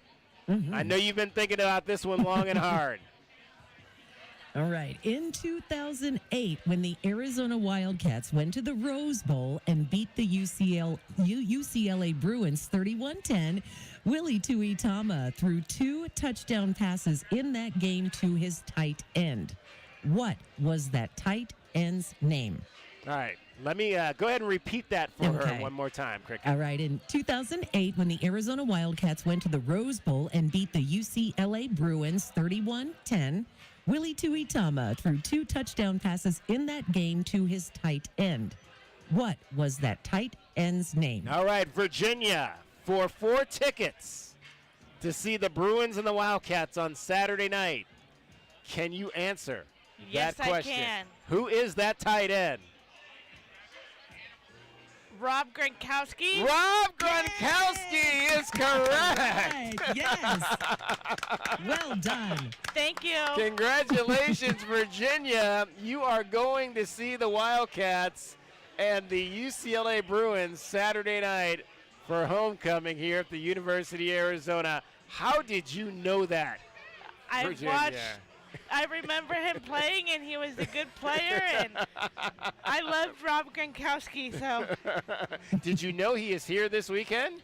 Yes, I did. There you go. So you're going to get a chance to see Rob tomorrow night. I'm so excited. Get down to the field early. Maybe you can get an autograph with him. I will. I was hoping we might see him out here on University Ave at some point, but I haven't seen him yet. If you see him, make sure you point him out for me, okay? I will. All right. Congratulations, Thank Virginia. you. Virginia Blankenship is going to see the Arizona Wildcats take on the UCLA Bruins. I mean, Cricket's got tickets. It's just a beautiful thing for us to hand those out here every Friday at Bear Down Friday. Nothing better than that, J-Dub.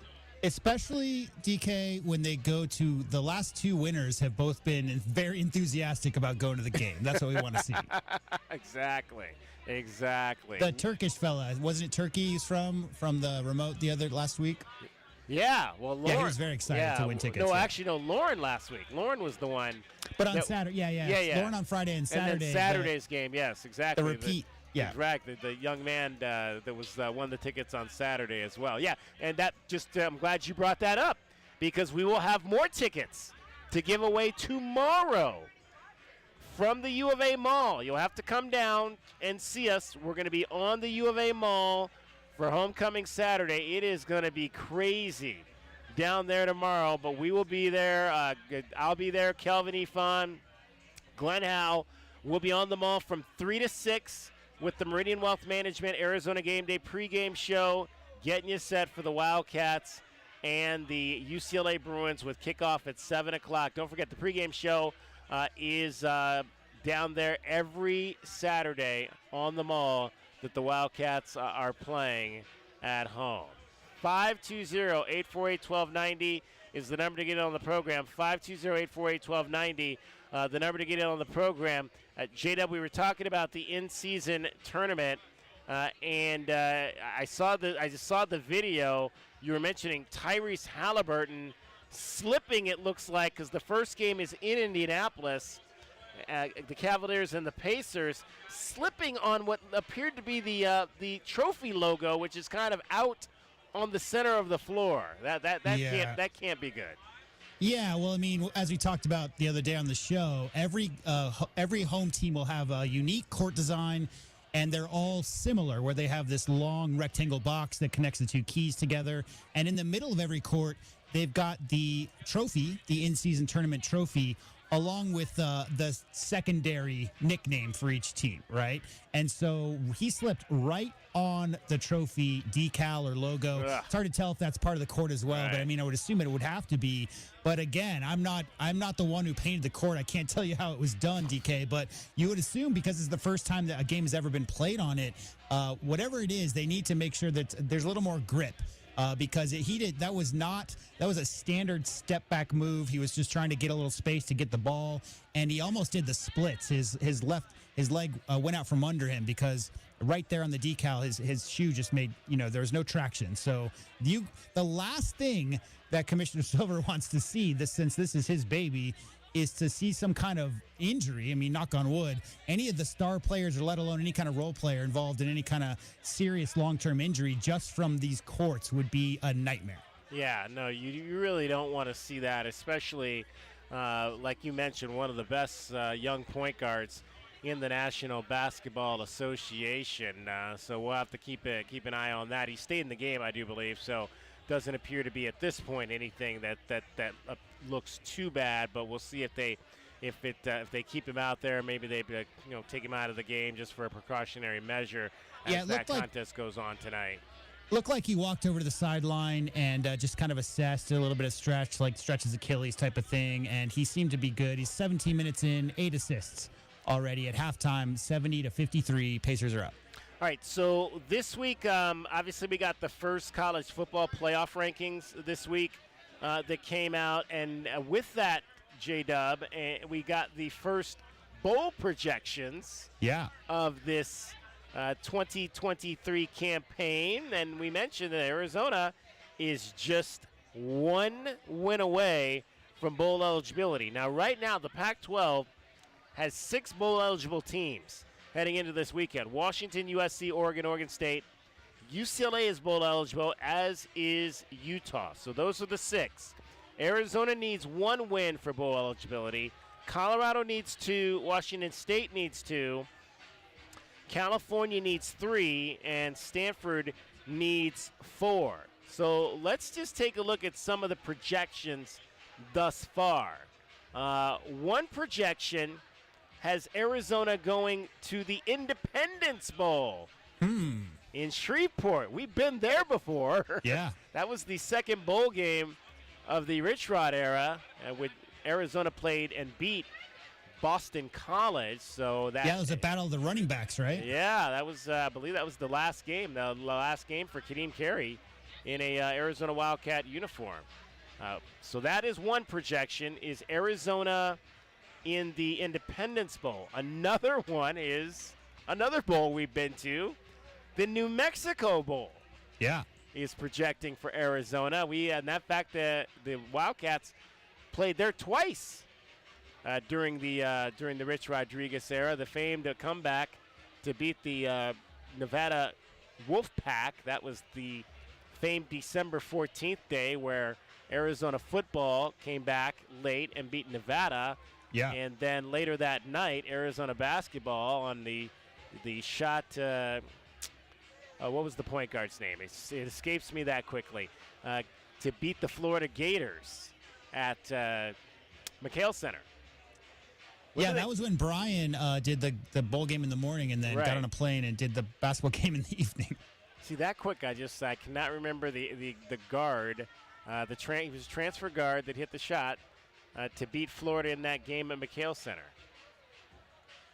I know you know it. I'm waiting for you to get it. You're waiting for me to get it. Oh, see what happens when you get old? You cannot remember all the names. Well, we'll come up with that for you here shortly. All right, so those are 2 of the projections. Arizona to the New Mexico Bowl, Arizona to the Independence Bowl. We'll also give you the projections right now, some projections for the Arizona Bowl, which will be here on Saturday, December the 30th at Arizona Stadium. Right now, we're looking at Ohio and UNLV potentially. That's one projection. UNLV has never played in the bowl game. Ohio won the Arizona Bowl last year. Miami of Ohio and Boise State also a projection for the Arizona Bowl. That would be Boise State. They generally travel well, so it would be interesting to see them play. You know why? Because it's cold up there in that time of year, so they like to go to the warmer places. Yeah, absolutely. All right, 520-848-1290. 520-848-1290 is the number to get in on the program. Tracy McDaniel is going to join us here in a moment, and we are going to talk some Arizona, Florida with him. I'm sorry, Arizona and UCLA with him. You got Florida on the brain. Yeah, I'm telling you. Mark Lyons, by the way. Mark Lyons, thank you. Mark Lyons was the guy to hit the shot to beat the Florida Gators on that famed December 14th. I believe it was what was the year?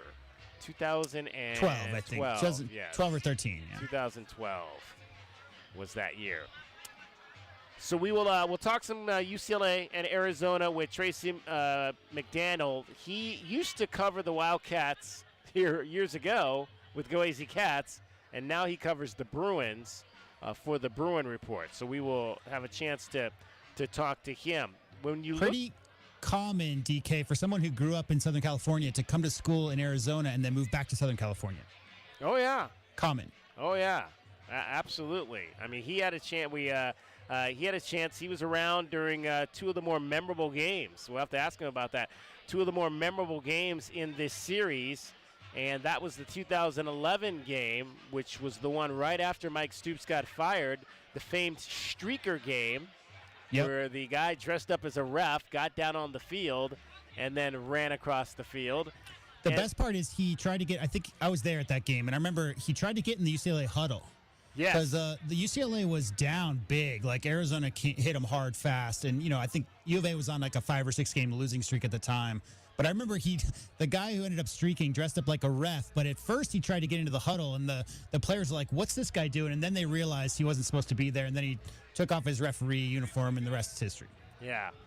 I mean, pretty good stuff there. Pretty good stuff. I mean, that was a well-hatched plan.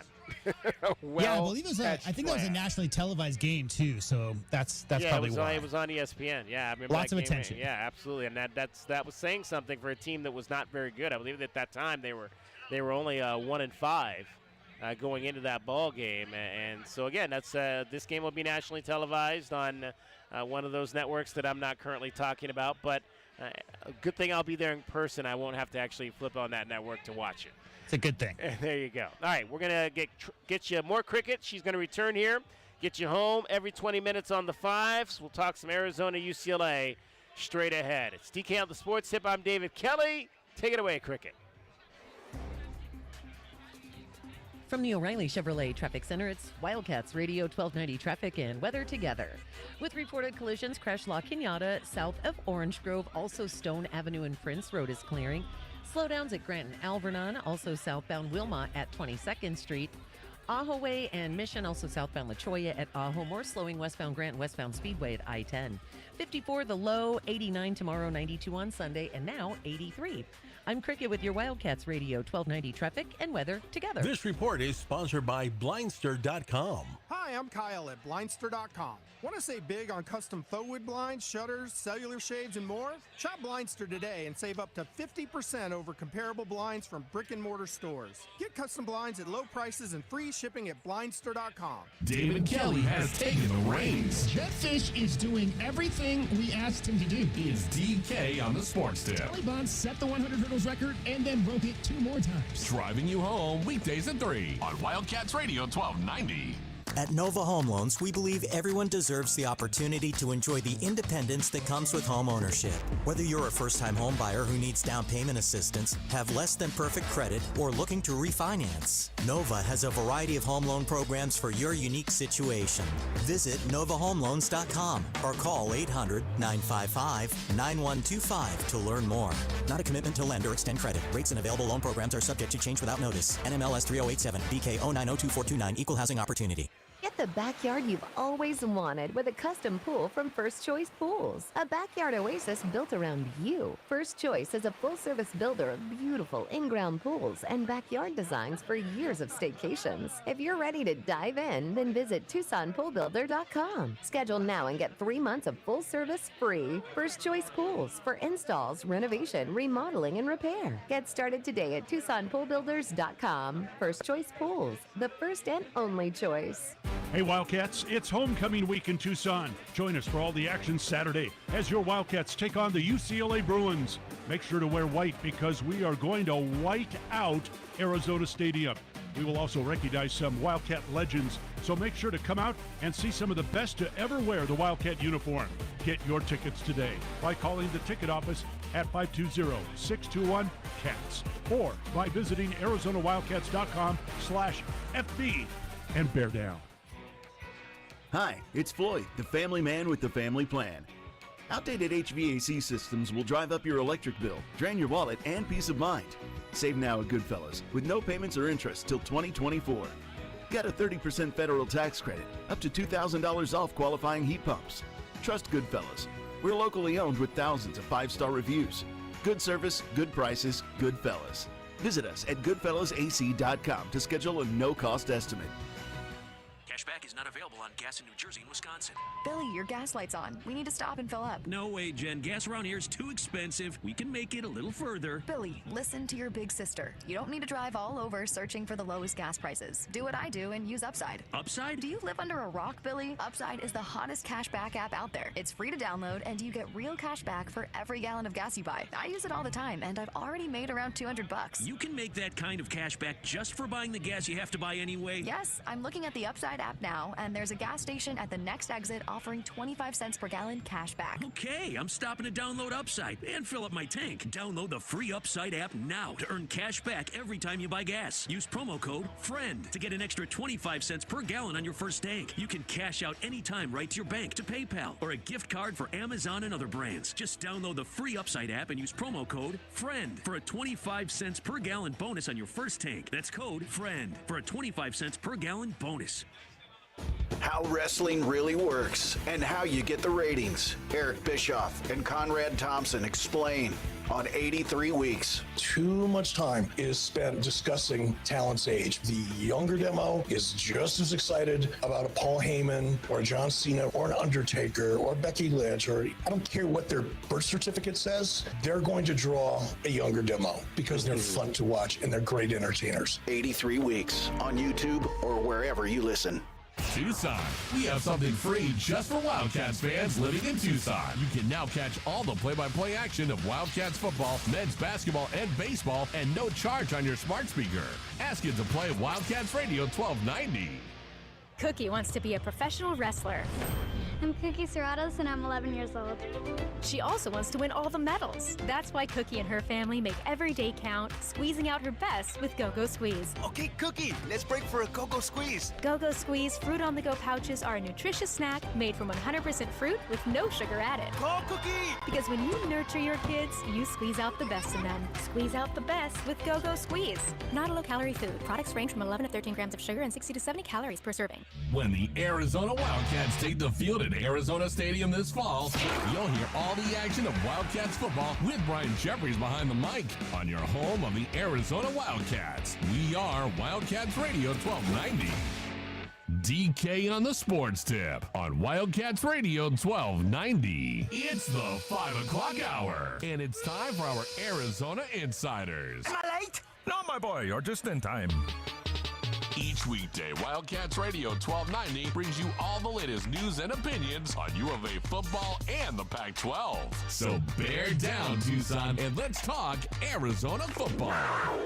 Our Arizona Insiders are brought to you by Coors Light, official corporate sponsors of Arizona Athletics. There's nothing like game day at Arizona.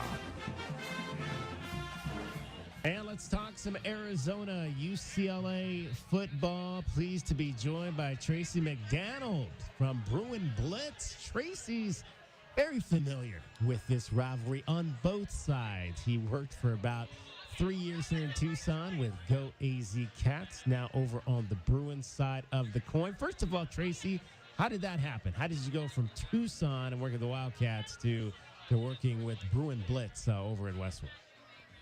So actually, coming out of college at Long Beach State, I had a referral from a friend, said that, hey, Rivals has an opening in Tucson, and they were looking for somebody to cover Arizona.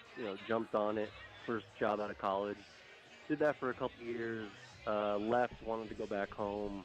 Actually worked for Special Olympics Southern California for about 5 years.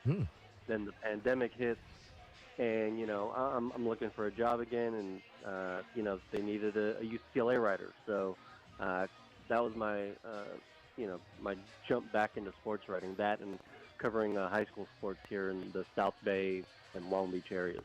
You were here back in the early part of last decade, 2011, 2014, a little bit of Mike Stoops, a little bit of the Rich Rodriguez era. How would you categorize your time covering Arizona football? It was very interesting. I learned very quickly that once that first loss or two comes, that the attention quickly turns to basketball. So and honestly, it's not very different with UCLA in some respects. It's more of a basketball school. Football, while there is a diehard contingent of fans, they almost wait for that second shoe to drop, kind of like they did at Arizona. So, yeah, it's been very similar, thinking about my experience in Tucson and what I'm dealing with now covering UCLA. Tracy McDonald from Bruin Blitz is our guest, former writer over at Go AZ Cats. Interesting, this Bruins team this year, ranked number 19, coming in here to face the Wildcats. They've quietly put together back-to-back pretty good seasons. I mean, 18 wins in their last 24 games. But it doesn't seem like a lot of people are talking about UCLA. Why do you think that is? I think it's the style in which they've done it. I think when you think about the first couple years of the Chip Kelly era, I only started covering them last season, but I know people kind of soured on the way Chip's tenure at UCLA started, unable to produce winning seasons and that sort of thing, and that offense never really took shape until the end of the Dorian Thompson-Robinson era, and then when they got Zach Charbonnet in the fold. This year it's been a complete role reversal where you don't normally talk about a Chip Kelly team and defense, but this year that's been the case. They're a top 10 defense, number one in the country. They've improved immensely against the pass. They were ranked 12th worst last year. This year they're ranked 46th against the pass. So it's been a really interesting turnaround, but I think because it's been done more so defensively, they've kind of flown under the radar against some people. Well, and you mentioned this defense, and in particular, this defensive line that they've got with two outstanding pass rushers and Gabriel Murphy and let me see if I can get this right. Latu, is that how you pronounce it? Leatu Latu. There you go. Yeah. I mean, obviously, we've heard about Latu a lot. He was a big-time guy on the defensive side for the Bruins last year. How have these two guys really made this defense go for UCLA? I think it starts with their position coach. So kind of like Latu's situation, he came over from Washington through the portal. They also, I believe it was December 2021, they hired Ikaika Malloy to, at the time, take over the outside linebackers. In the spring, Ikaika moved over and also took on the defensive line. So there's just more cohesion in that group. And like Latu, Gabriel as well as Grayson Murphy, twin brothers who transferred from North Texas, they've all been in the program the same amount of years. So just another year together has really kind of helped that entire defensive front. And I think now you're just seeing, a more comfortable Latu, a more comfortable Gabriel Murphy, and some of those other edge rushers and defensive linemen that they have kind of collectively doing it all together.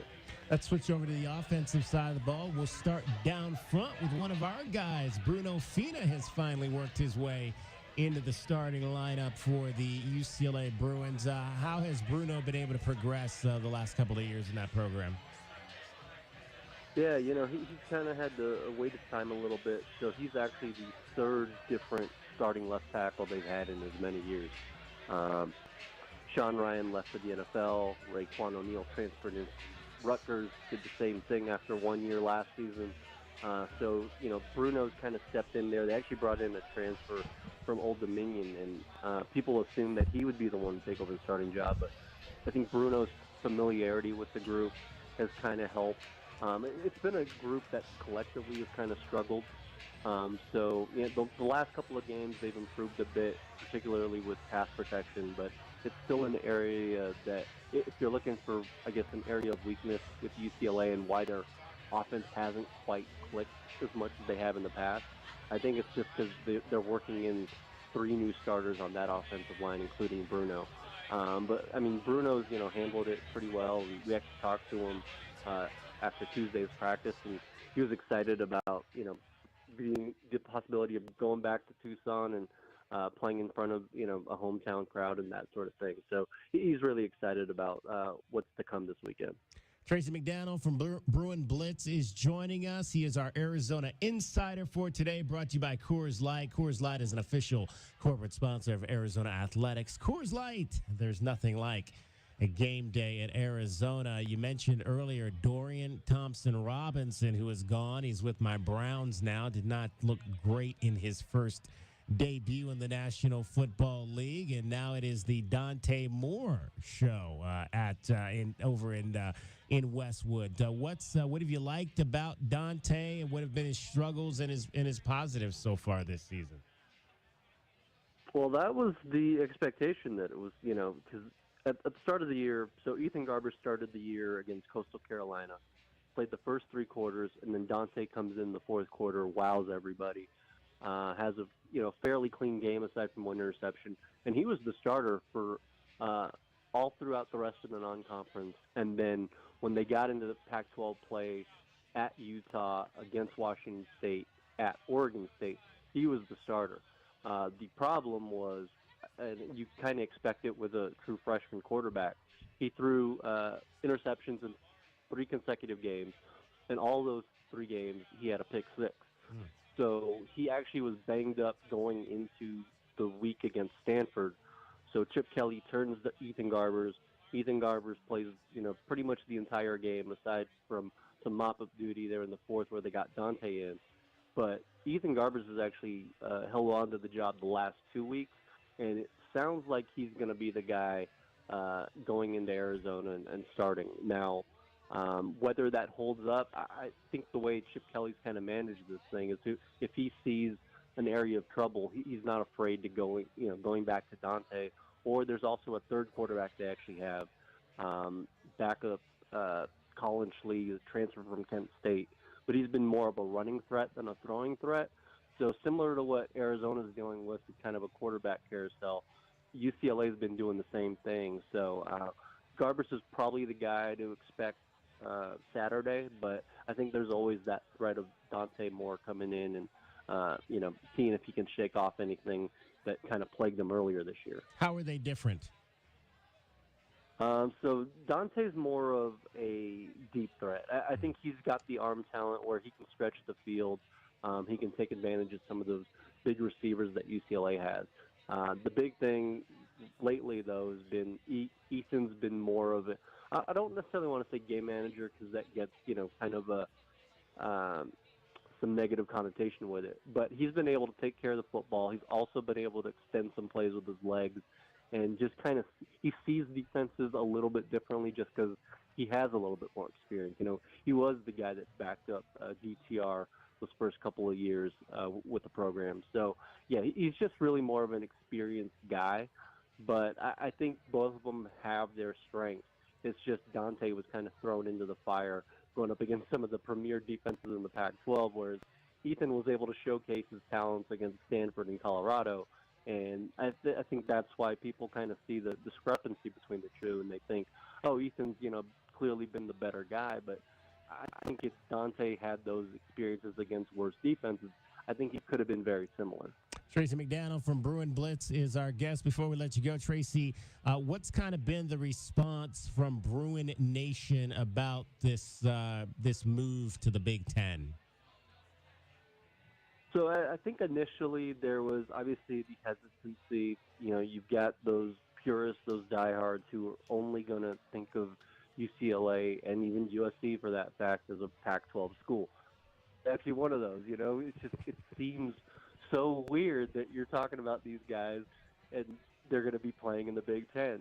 I think as about the year that passed, and now you see other programs like Washington and Oregon doing it. I think they've just come to accept reality, and also in a way they kind of jumped off a sinking ship earlier than some of these other programs were able to, and kind of take advantage of the opportunity that was presented with them. I think it's going to take some getting used to again, though, once that 2024 season comes around. But it's like anything else, you either adapt or you go down with the ship. So I think UCLA is kind of adapted here. They've got a forward-thinking athletic director in Martin Jarman, who also has Big Ten ties. So that's kind of how that whole thing came about from their end. So I think it's one of those things that they're going to adapt and get used to it just like anybody else. But it is going to be a little bit weird thinking of them as a Big Ten school going forward. And your first year covering Arizona football, the infamous streaker game here at Arizona Stadium. You probably looked at that and said, "Man, what did I get myself into moving to Tucson?" Well, that was also, it was before Pac-12 After Dark became a thing. You think about it. Mike Stoops was fired, I believe it was 9 days before that game. Yeah. And you're thinking, okay, here comes a UCLA team that I think was ranked at the time, if I'm not mistaken. Had some playmakers, and you're thinking, all right, this Arizona team at the time hadn't beaten a FBS opponent in going back to the previous season. And all of a sudden, Tim Kish rolls in, has a loosey-goosey attitude, and, pulls off the center. And then so I think about the game 2 years later, get even wackier. You've got a guy like Miles Jack who's playing linebacker for UCLA, and they ask him to play running back, which he had done in high school. And he kind of torches Arizona in the fourth quarter, runs for 120 yards and a touchdown, and makes some key stops on defense. So it's my experience with this whole UCLA-Arizona matchup, even going back to last year, I was there covering that game where Delora just kind of picked apart the UCLA defense. So I've seen nothing but wackiness out of these two teams, especially on the football field, and I'm kind of expecting nothing short of that, just because, it's the last time they're meeting as Pac-12 members, and why not go out the same way that I was introduced to them. Yeah, I mean, that was, you talk about two great games in this rivalry in 2011 and 2013. Hey, Tracy, we appreciate you taking a few minutes to join us, update us on what's going on with UCLA. Best of luck as you continue covering college football out in Los Angeles. Hey, thanks for having me on, David. Thanks to Coors Light for bringing you today's Arizona Insiders on Wildcats Radio 1290. Coors Light, official corporate sponsors of Arizona Athletics. There's nothing like game day in Arizona. All right, our thanks to Tracy McDaniel for joining us. It is the weekend, and cricket is back with one more look of everything that's happening outside of this big event known as homecoming here in Tucson. All right. So I don't know if you've mentioned this, but tonight is the homecoming bonfire and the royalty crowning on the west side of Old Main from 7 to 8 tonight. All weekend long, the Tucson Celtic Festival, all weekend at the Rialto Racetrack on First Avenue. Maybe some shopping, food, and cocktails at St. Philip's Plaza Market tomorrow and Sunday, 10 a.m. until 3 p.m. Cops and Routers Car Show tomorrow, Keno Sports Complex 10 to 2. And on Sunday, 6 p.m. for the All Souls Procession, which starts at Speedway and Grande. All right, Cricket, have a great weekend. Thank you. And let's, now she's going to get you home. Do what she really knows how she does it here. Traffic with Cricket. And from the O'Reilly Chevrolet Traffic Center, it's Wildcats Radio 1290 Traffic and Weather Together. Heads up at Speedway and Cherry Avenue. Reportedly TPD on scene. Travel blocked at Cherry and Speedway. Crashes reported at First Avenue and Prince Road, Grant Road and Tucson Boulevard, Broadway and Aviation Parkway, Grant Road east of I-10 Grant and Fairview, Rita Road and Asmund Loop, and also clearing Valencia and Old Spanish Trail. 54 the low, 89 tomorrow, 92 on Sunday, and 82 now. I'm Cricket with your Wildcats Radio 1290 Traffic and Weather Together. This report is sponsored by Blindster.com. Hi, I'm Kyle at Blindster.com. Want to save big on custom faux wood blinds, shutters, cellular shades, and more? Shop Blindster today and save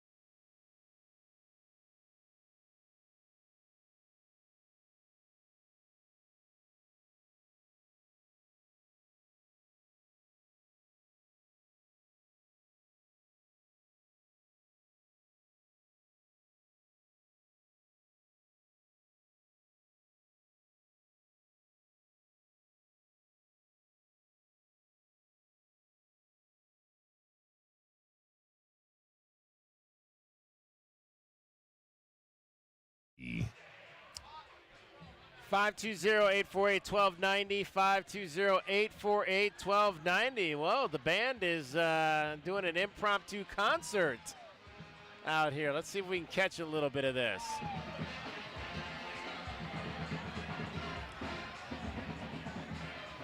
Yeah, the Pride of Arizona doing their thing down here on University Boulevard, Main Gate Square. It is homecoming Friday night. We've got the Bear Down Friday pep rally happening down here. That'll get going right about 6 o'clock as we exit the air. And then, of course, it'll be the bonfire over on campus, 7 to 8. A lot of festivities happening all throughout the weekend. If you're looking for a weekend to come down here and really partake in what the University of Arizona is all about, this is, in fact, the weekend to do it as the sun begins to set on Tucson, Arizona. J-Dub,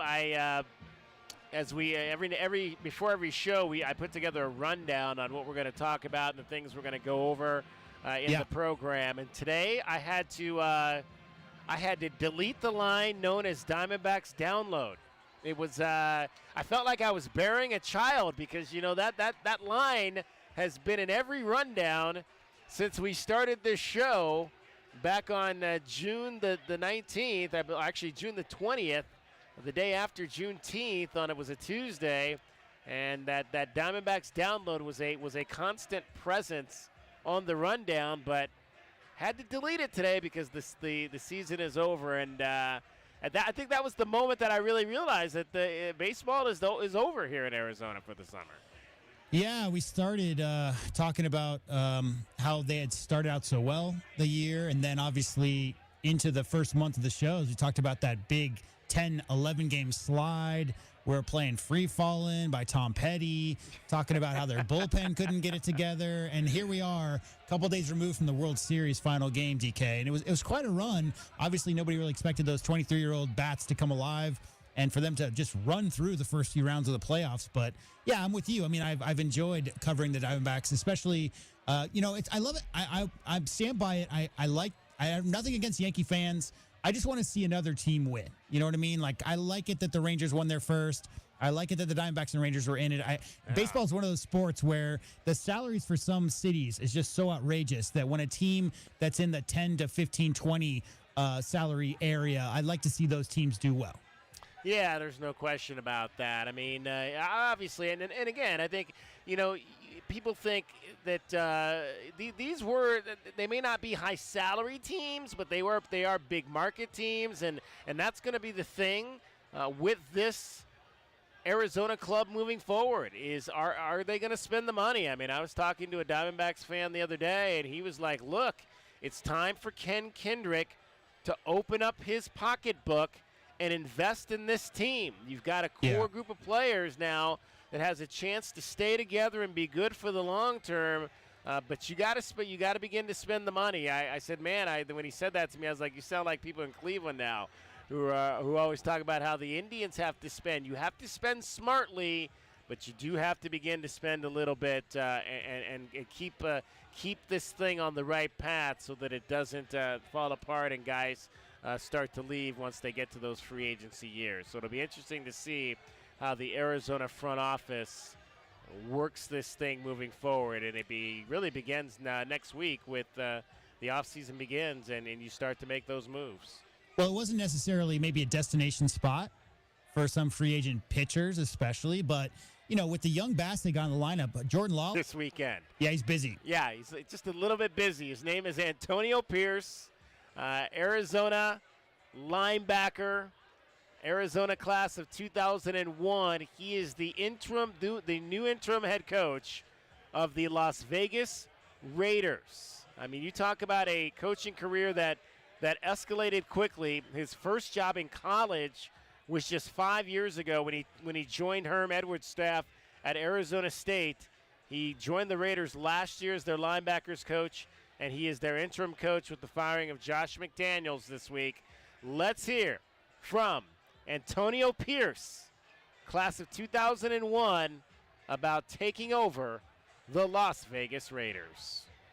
Thank you. First and foremost, thank you to Mr. Davis Josh McDaniels, Dave, Patrick Graham for bringing me here and giving me this opportunity. It's never easy when you lose a teammate, a coworker, somebody that you're close with. We take that very seriously. There's lives and families that's affected by this, and we understand that. But it's a new day. It's a new chapter. It's a new era. It's a new mindset. What is that mindset? It's that of the Raider pride, the commitment to excellence, and making sure our alumni, our fan base, and Raider Nation are proud of what they see on the field. What does that look like?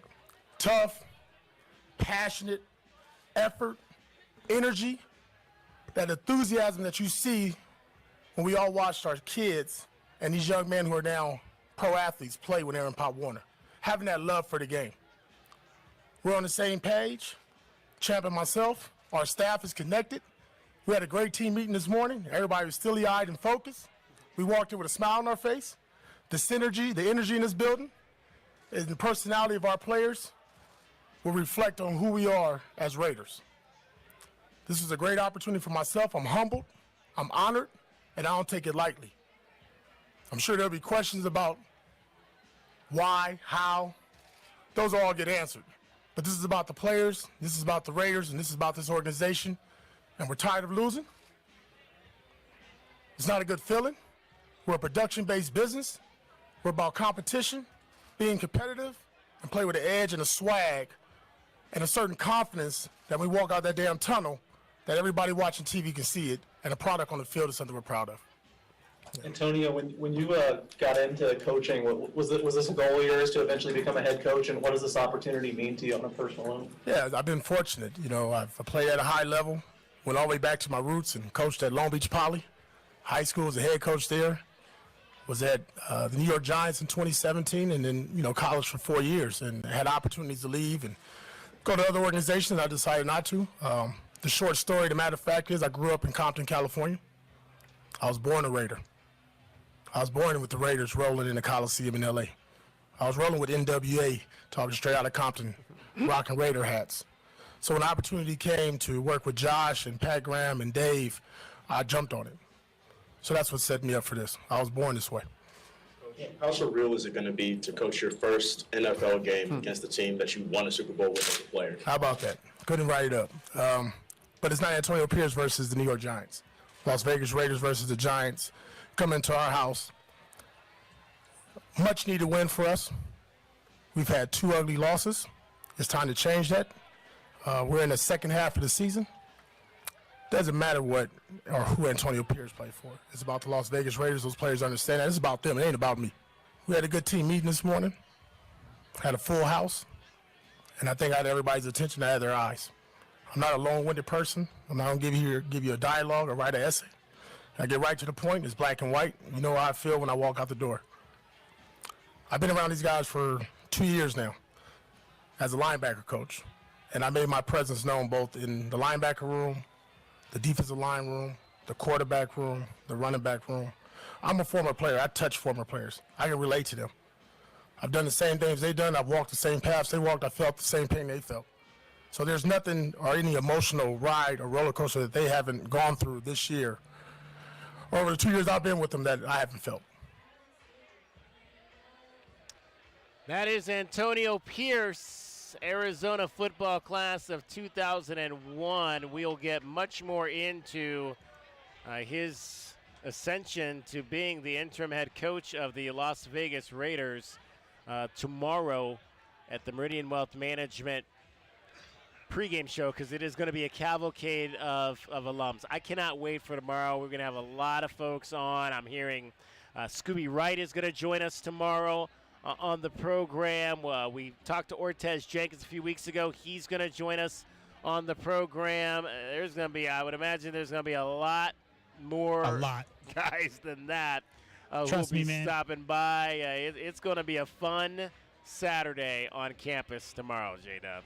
I think this will be my 9th homecoming doing the radio producing thing here, and I think every single one there's been 3 or 4 unexpected walk-up guests, so I'm sure it's going to be a little crazy tomorrow. Yeah, it certainly will be. We will be on the air at 3 o'clock. We'll take you from 3 to 6 from the U of A Mall. Come on down. I'm going to have more tickets to give away, but bring your thinking cap because we don't just give away these tickets. You got to know a little bit about U of A football in order to walk away with some tickets from us. So you will have to know your history, as I like to say, when it comes to Arizona Wildcats football. So join us tomorrow. Again, we'll be on the air from 3 until 6 o'clock, and then the network from 6 to 7:30. Kickoff, Arizona and UCLA at 7:30 tomorrow night. Thanks to everybody that was a part of this show, all the folks down here, Garrett, Jackie, and Jesus, helping us out today. J-Dub, Cricket back in the studio. Thanks most of all to you for listening. Have a great weekend. We'll talk to you tomorrow. The Meridian Wealth Management Arizona Game Day pregame show live from the mall. I'm David Kelly. Bear down. It's homecoming in Tucson.